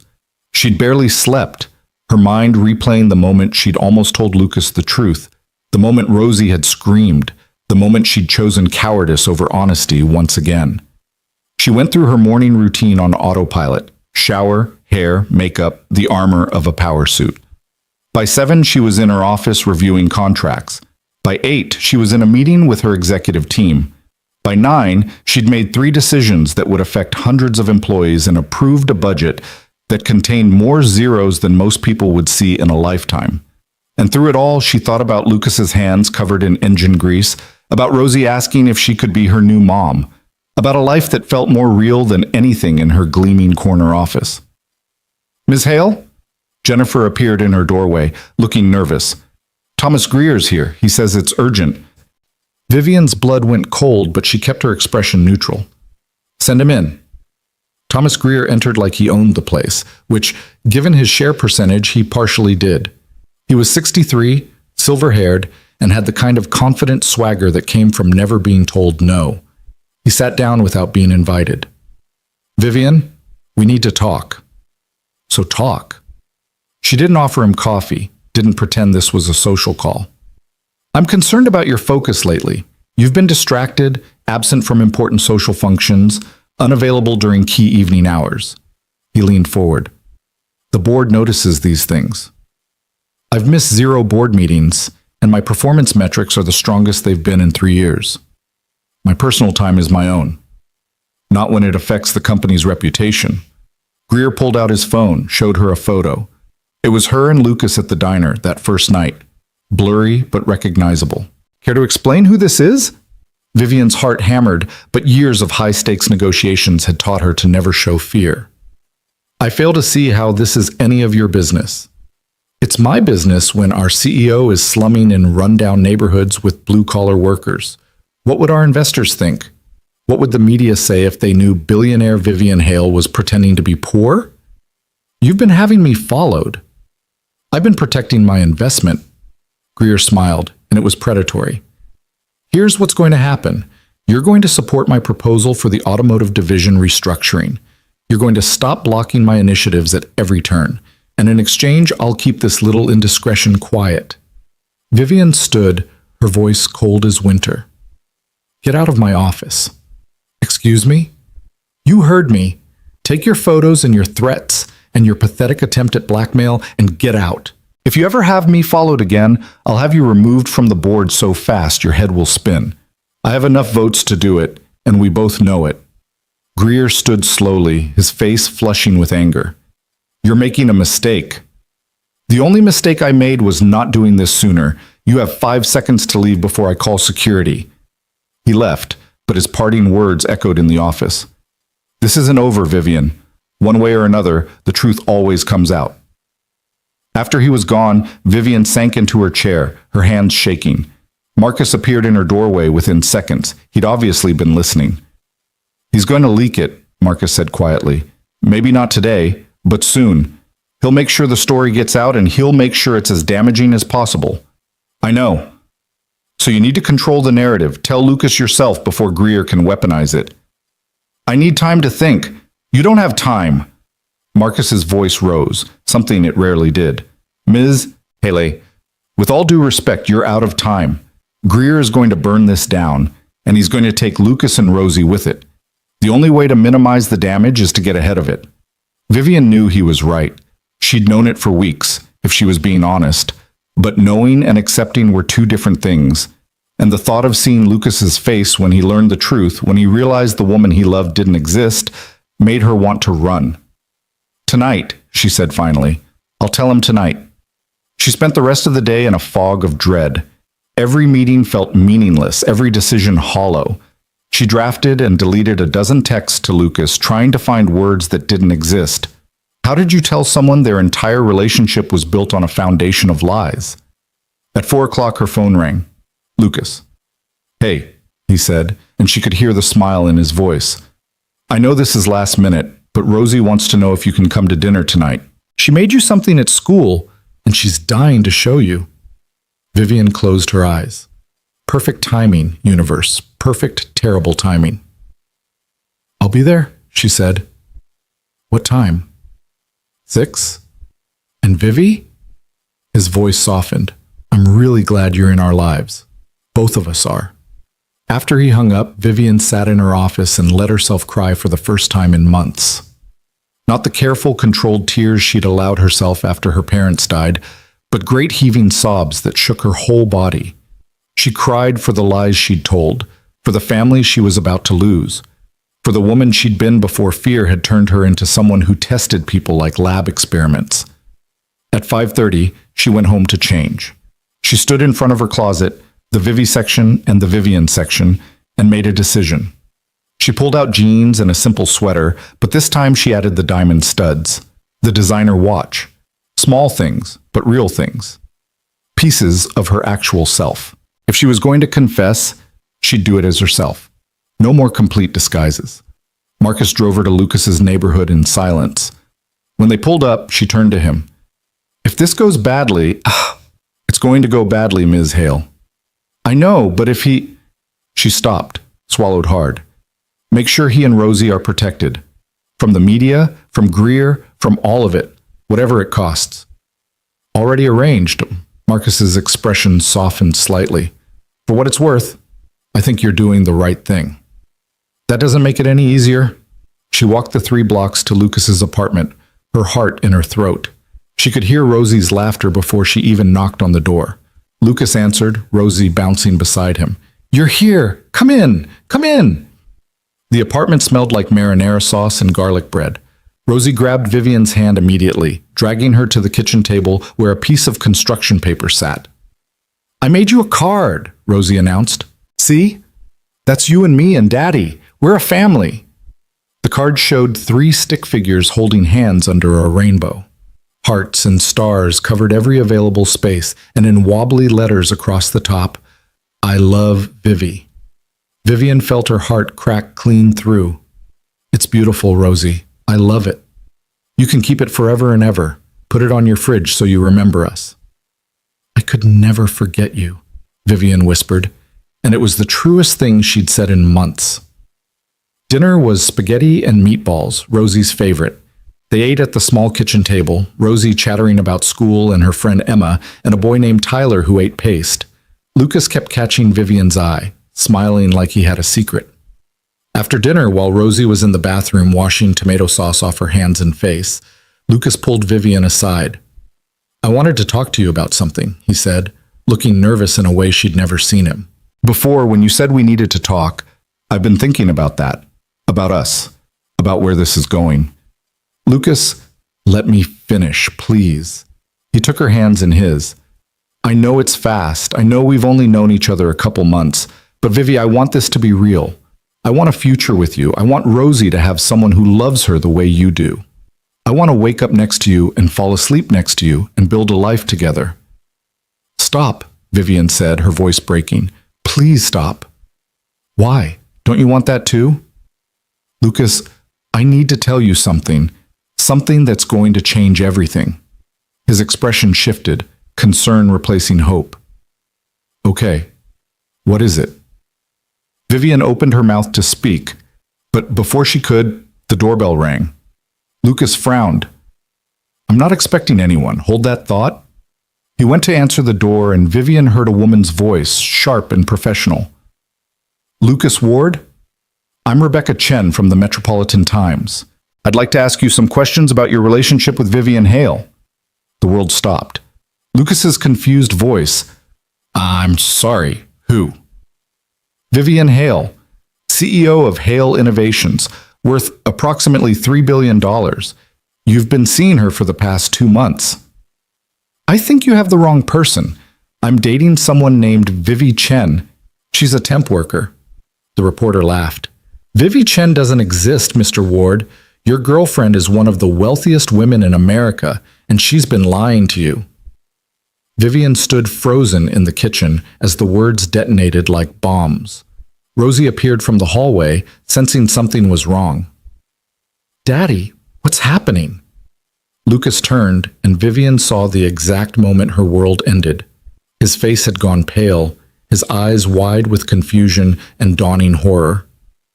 Is that true? His voice was barely a whisper. Tell me that's not true. Vivian couldn't speak, couldn't move. The reporter pushed into the apartment, camera in hand, sensing blood in the water. Ms. Hale, would you like to comment on why you've been conducting an elaborate deception? Were you testing him? Was this some kind of social experiment?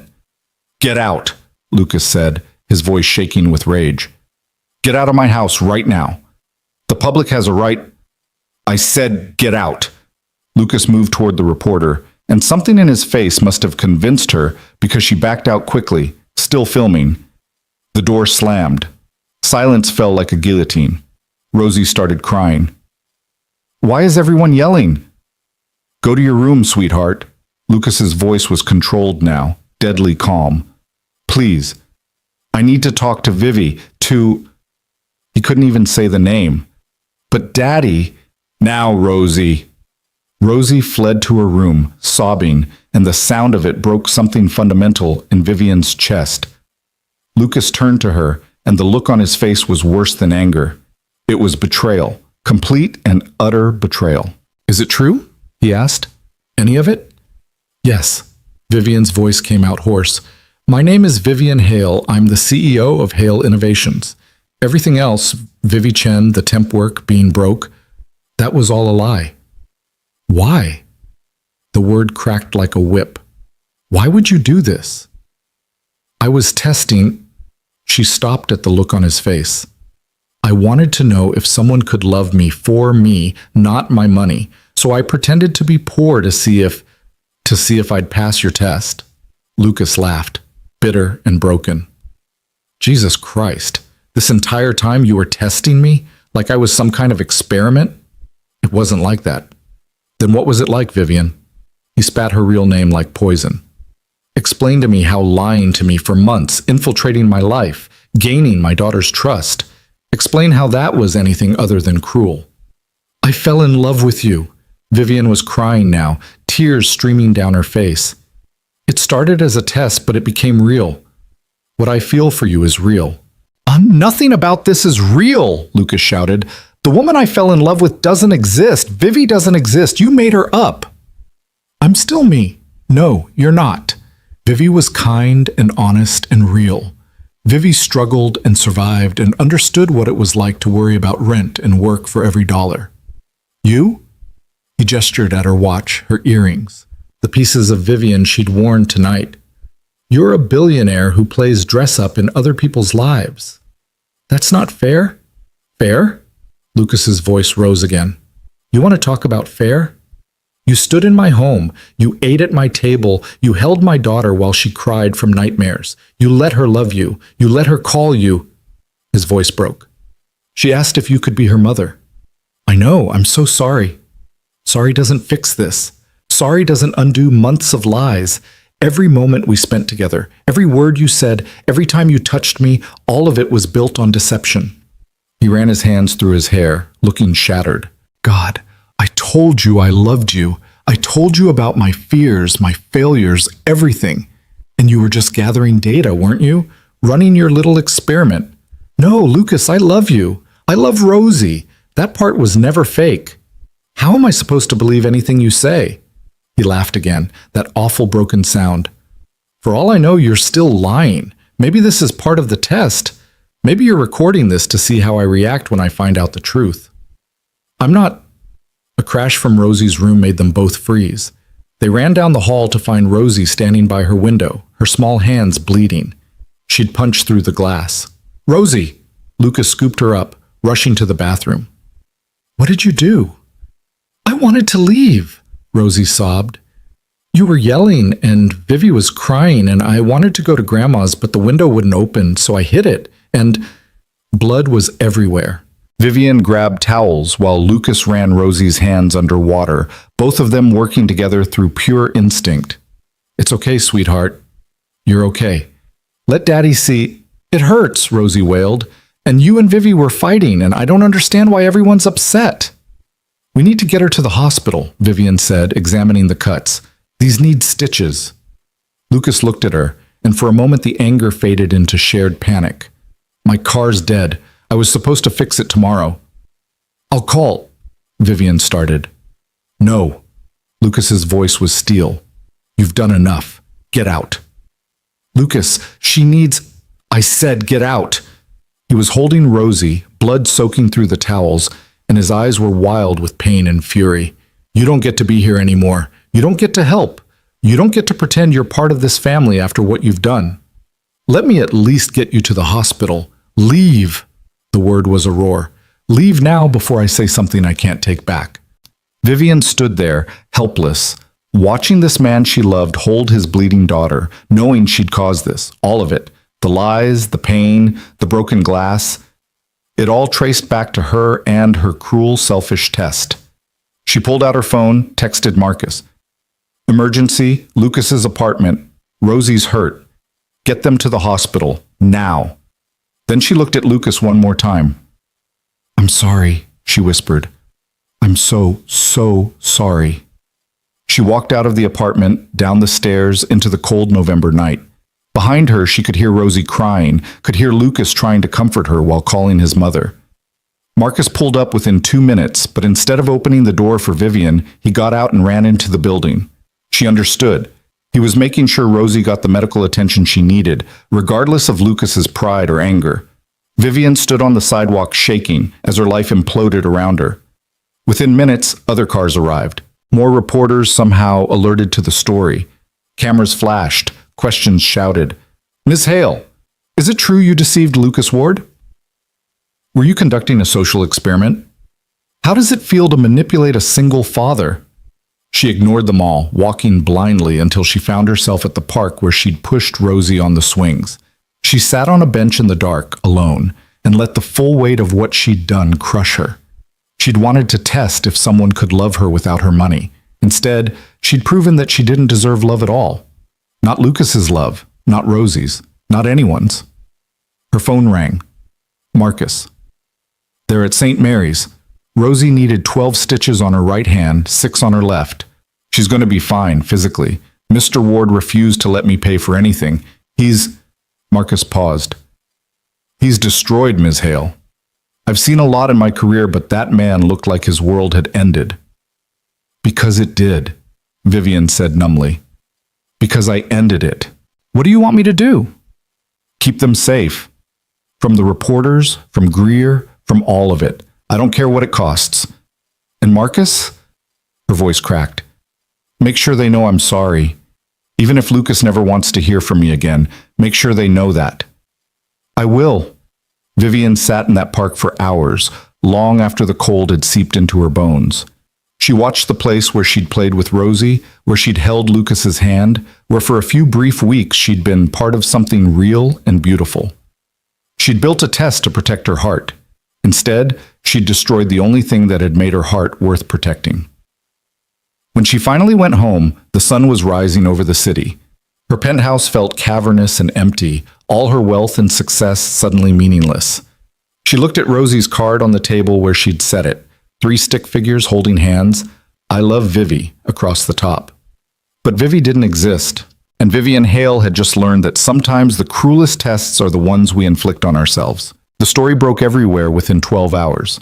By morning, Vivian's face was plastered across every news site and social media platform. The headlines were brutal and relentless. Billionaire CEO's cruel social experiment exposed. Tech mogul. Vivian Hale deceives single father in twisted test. The woman who had everything except empathy. Vivian sat in her office with the blinds drawn, watching her reputation disintegrate in real time. Her phone rang constantly, board members demanding explanations, investors expressing concern, PR teams scrambling for damage control. She ignored them all. Jennifer knocked softly. "Ms. Hale, the board wants an emergency meeting. Thomas Greer is calling for your resignation." "Let them call." Vivian's voice was hollow. "Cancel all my meetings for the week." "But Ms. Hale," "All of them, Jennifer. I don't care what they are." After Jennifer left, Marcus appeared with coffee Vivian wouldn't drink and a tablet showing the latest coverage. Lucas's face was everywhere now, too. The news had found photos of him, of his shop, of Rosie. The media was calling him the victim of a billionaire's heartless game. "They're camped outside his apartment and his business," Marcus reported. "I've stationed security to keep them at a distance, but he's refused any other help. He won't take my calls." "And Rosie?" "At her grandmother's. She hasn't been to school since it happened. Mr. Ward is—" Marcus hesitated. "He's not doing well, Ms. Hale." Vivian closed her eyes against the wave of pain. 3 days since that horrible night, and she could still hear Rosie crying, still see the betrayal in Lucas's eyes. "There's something else," Marcus said carefully.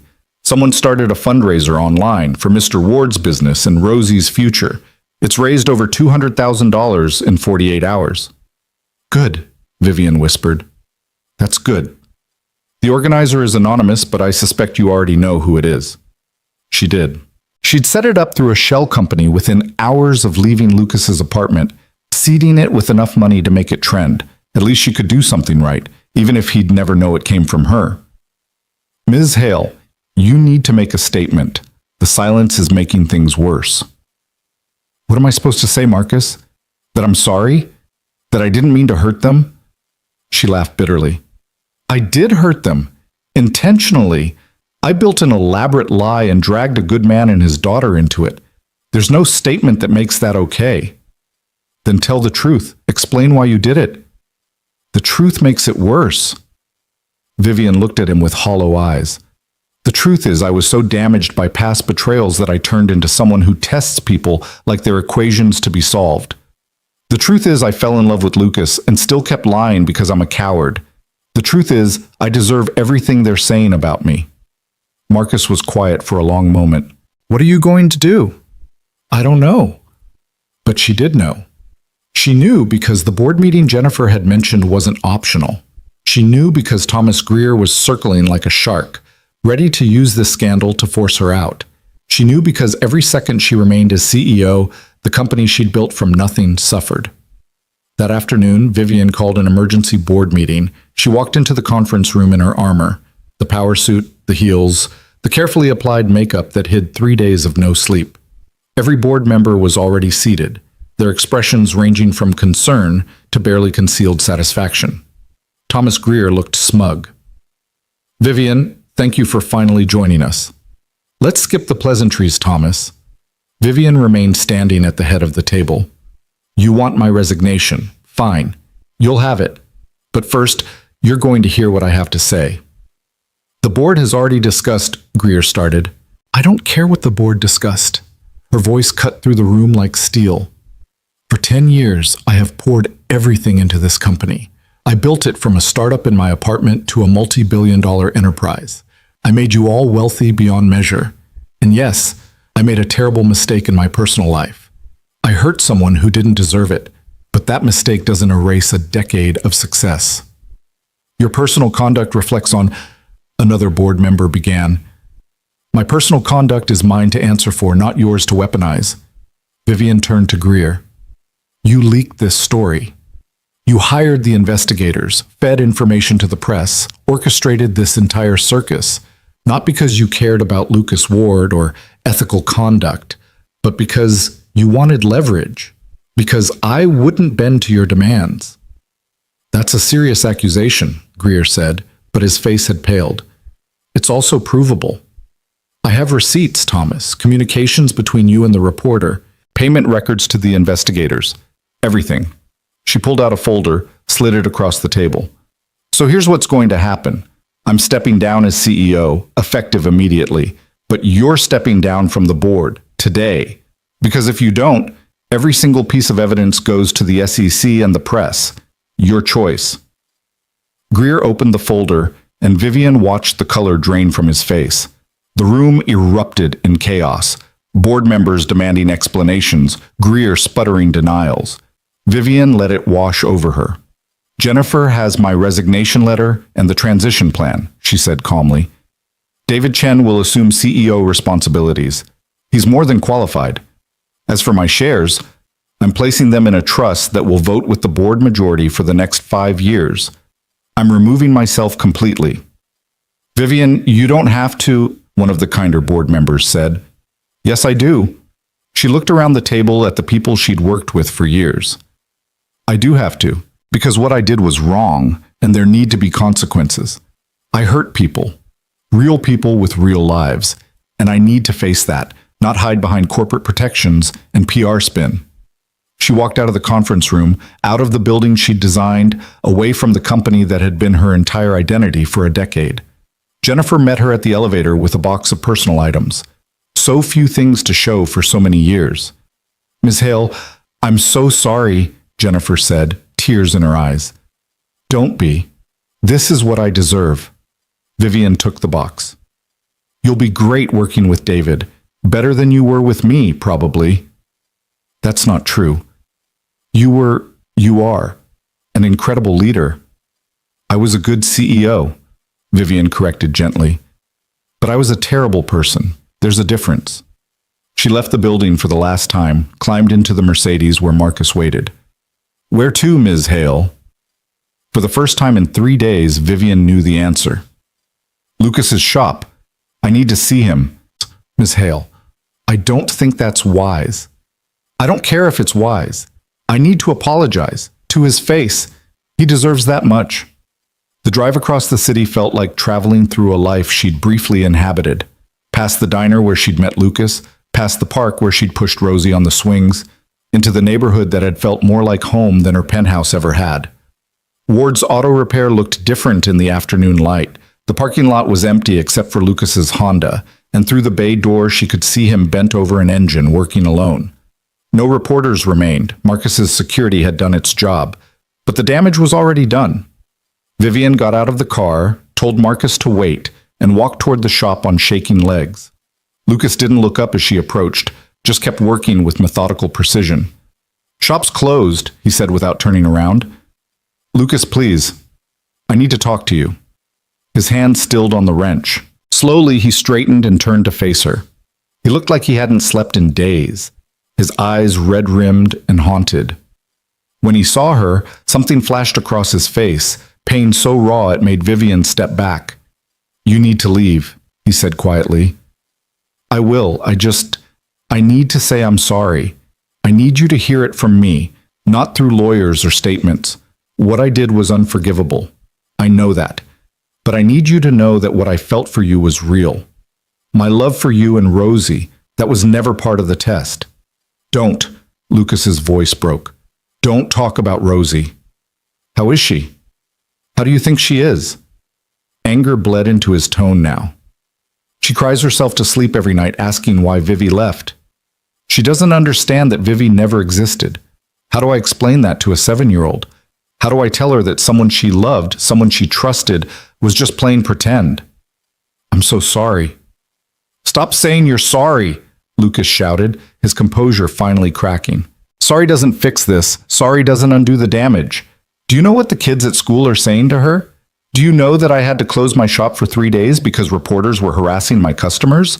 That my mother had a panic attack because strangers were photographing her house? I never meant for any of that, but it happened anyway. Because you didn't think about the consequences. You didn't think about what would happen when your little experiment exploded. You just thought about yourself and your trust issues and your need to test people."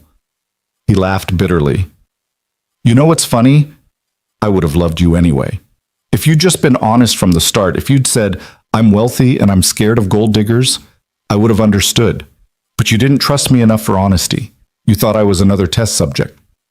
"You're right," Vivian whispered. "You're absolutely right. I was so afraid of being hurt that I hurt you first. I was so focused on protecting myself that I became the villain in my own story." Lucas wiped his eyes roughly. "Why are you really here, Vivian? What do you want?" "I don't want anything. I just wanted you to know that I'm done. I resigned from my company today. I'm stepping out of public life, and I'm going to make sure you and Rosie are taken care of. We don't want your money." "It's not about the money. It's about making things right as much as I can. There's a fund, anonymous, for Rosie's education. Another one for your business. You don't have to accept them, but they're there if you need them." "I don't need your guilt money." "I know, but please, for Rosie, she deserves every opportunity, and my mistakes shouldn't limit her future." Lucas stared at her for a long moment. "Is that it? Is that all you came to say?" "No." Vivian's voice shook. "I came to tell you that falling in love with you changed me, made me remember who I used to be before wealth and fear turned me into someone I didn't recognize. You made me want to be better, and I'm so sorry I realized it too late." "Me too," Lucas said softly. "Because I loved you, Vivian. Not Vivi, you. The woman who cleaned my apartment and read to my daughter and pushed her on the swings. That woman was real, even if her name was fake. But I can't trust that she was real, because everything else was a lie." "She was real," Vivian insisted. "Every moment with you, every feeling, that was me. The real me, not the CEO or the billionaire. Just me. How am I supposed to believe that? How am I supposed to trust anything you say when our entire relationship was built on deception?" He shook his head. "You need to leave now, please. I can't do this." Vivian nodded, tears streaming down her face. I understand. I just want you to know that I love you. I will always love you and Rosie. And I'm so sorry for what I did. She turned to leave, but Lucas's voice stopped her. Vivian? She looked back, hope and dread warring in her chest. I don't forgive you, he said quietly. I don't know if I ever will. But I hope you find whatever it is you're looking for. I hope you learn to be honest with people before you destroy them. It was more grace than she deserved, and they both knew it. The next few weeks passed in a blur of lawyers, paperwork, and silence. Vivian moved out of her penthouse into a smaller apartment across town. She started therapy 3 times a week. She volunteered at a women's shelter, teaching computer skills to women trying to rebuild their lives. She donated millions anonymously to causes that mattered: education, single-parent support, mental health services. She became invisible in a way she'd never been as a CEO, and she was grateful for it. Marcus checked in regularly with updates she didn't ask for but secretly needed. Lucas had reopened his shop. Rosie was back in school. The fundraiser had provided enough cushion that Lucas could hire that kid Danny full-time, could finally afford to expand. They were healing, slowly. The media moved on to other scandals, other stories. Vivian Hale became a cautionary tale, then a footnote, then forgotten. And through it all, Vivian kept Rosie's card on her refrigerator. 3 stick figures holding hands, a reminder of what she'd lost and why she could never let herself become that person again. On a cold December evening, 6 weeks after the disaster, Vivian sat in her new apartment, modest and quiet and honest, when someone knocked on her door. She opened it to find Lucas standing there, looking uncomfortable and determined. "How did you find me?" she asked, stunned. "Your security guy." "Marcus. He said you'd want to see this." Lucas held out a piece of paper. "Rosie drew it. She made me promise to give it to you." Vivian took the paper with shaking hands. It showed 2 stick figures, one big, one small, and between them, a space. The small figure had tears drawn on its face. At the bottom, in Rosie's wobbly handwriting, "I miss Vivi. Love, Rosie." "She doesn't understand why you left," Lucas said quietly. "She thinks she did something wrong." "God, no." Vivian pressed the paper to her chest. Can I call her? Write to her? I need her to know this wasn't her fault. That's why I'm here." Lucas looked at her, really looked at her, for the first time since the night everything fell apart. "I don't trust you. I don't know if I ever will again. But Rosie loved you, and she's hurting, and maybe if you could talk to her, help her understand, it would help her heal." "Of course. Anything. When?" "Now. She's in my car." Vivian's heart stopped. "Lucas, I know this is crazy. I know I'm probably making a mistake, but my daughter is suffering, and you're part of the reason why, so you get to be part of fixing it." His voice was hard, protective. "But if you hurt her again, if you lie or manipulate or do anything except help her understand that this wasn't her fault, I will make sure you never see her again. Are we clear?" "Crystal clear." They went downstairs together, maintaining careful distance. In Lucas's car, Rosie sat in her booster seat wearing her purple jacket, looking small and scared. When she saw Vivian, her face crumpled. "Vivi? Hey, sweetheart." Vivian climbed into the back seat, and Rosie threw herself into her arms, sobbing. "I'm here. I'm here." "Why did you leave? Why haven't you come back? Did I do something bad?" No. Vivian held her tight, rocking her gently. "You didn't do anything wrong, Rosie. Not one single thing. What happened was all my fault. All of it." "But why?" Vivian looked at Lucas, who nodded grimly. "Tell her the truth." "Because I made a really big mistake," Vivian said carefully. "I wasn't honest with your daddy about who I really am. I lied about important things, and lying is wrong. When your daddy found out, he was very hurt. And because I lied, I can't be in your life the way I was before." "But I want you in my life," Rosie hiccuped. "I want you to come to the park and read me stories and be my friend." "I want that too, so much. But sometimes when we hurt people, we have to give them space to heal. Your daddy needs time to not be around me right now." "That's not fair." "You're right. It's not fair. but it's necessary. Vivian brushed hair from Rosie's face.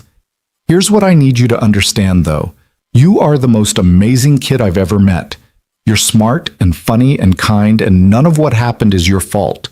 The problem was with me, with choices I made, not with you. Do you still love me?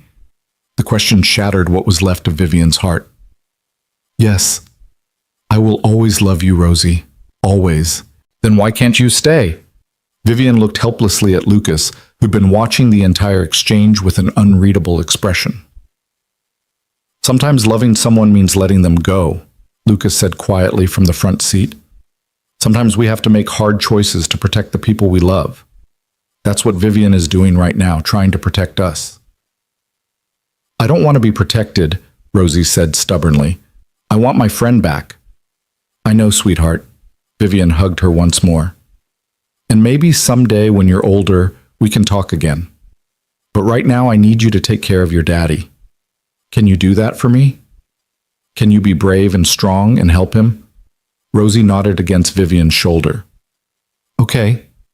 And Rosie, I'm keeping your cards on my refrigerator, every single one, so I never forget the most wonderful little girl I've ever known. They stayed like that for a few more minutes, Vivian holding Rosie, Lucas watching silently, until Rosie's tears subsided. When Vivian finally climbed out of the car, Rosie pressed something into her hand. Herbert, the stuffed dinosaur. So you remember me, Rosie whispered. I could never forget you, Vivian whispered back. Lucas started the engine and Vivian stood on the sidewalk watching them drive away.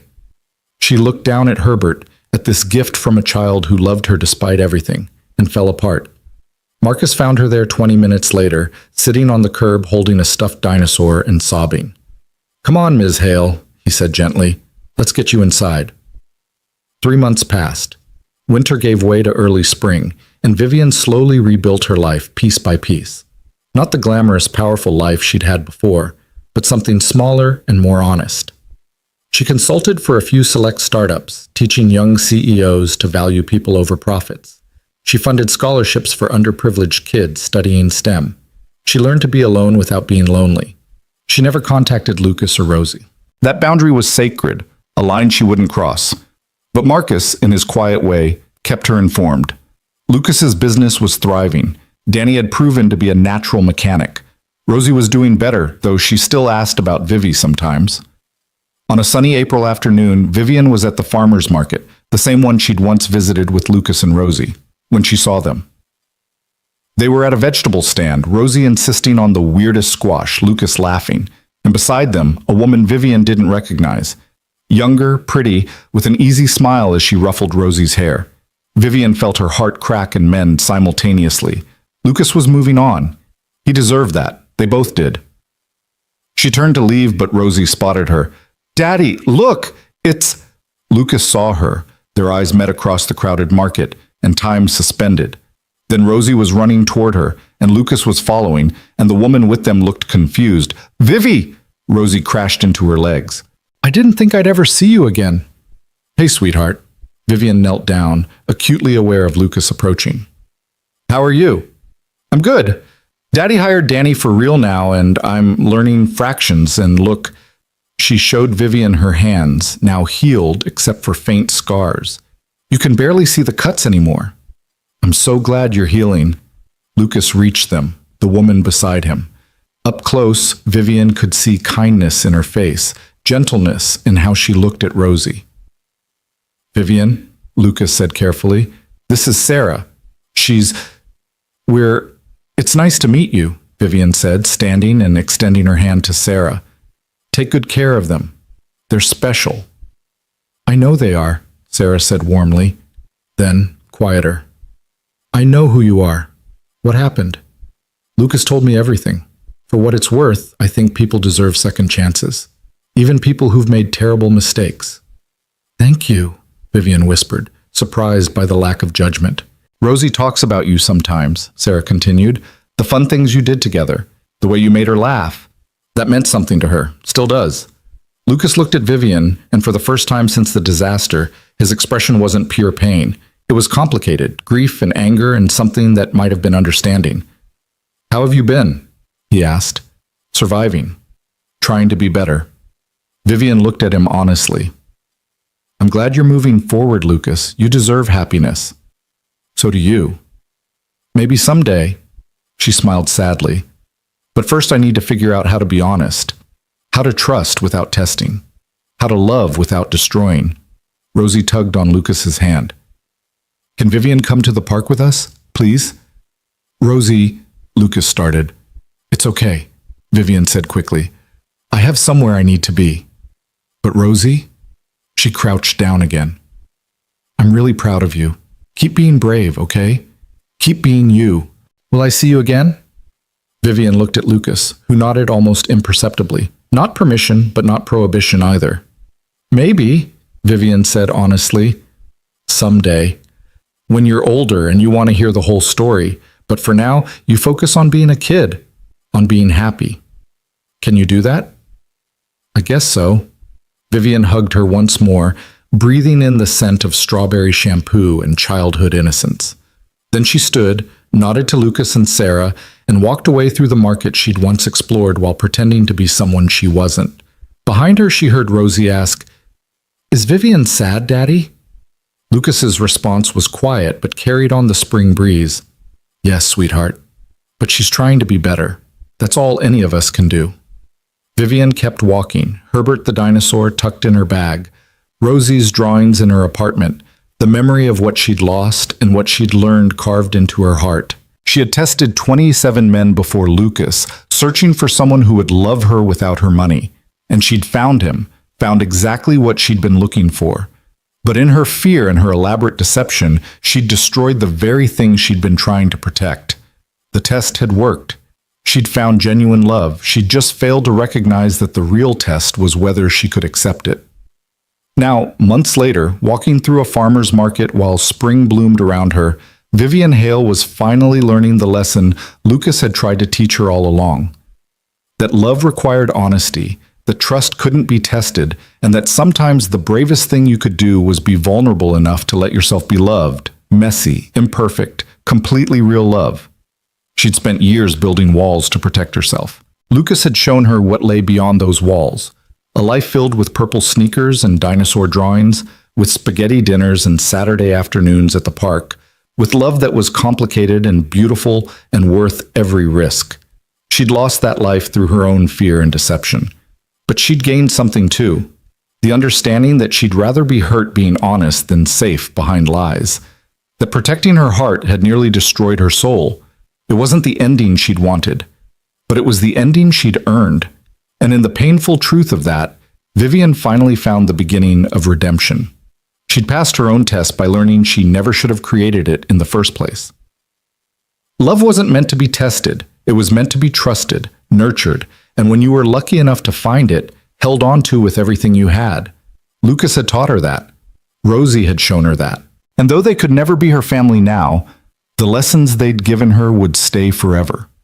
In a small garage across town, surrounded by tools and oil-stained floors and the sound of a 7-year-old girl's laughter, Lucas Ward was building a life.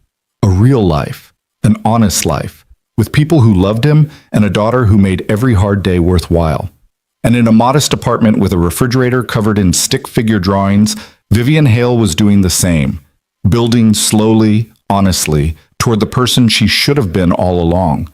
2 parallel lives that had briefly, beautifully, devastatingly intersected. 2 people who had loved each other and hurt each other, and in the end, taught each other what it meant to be human.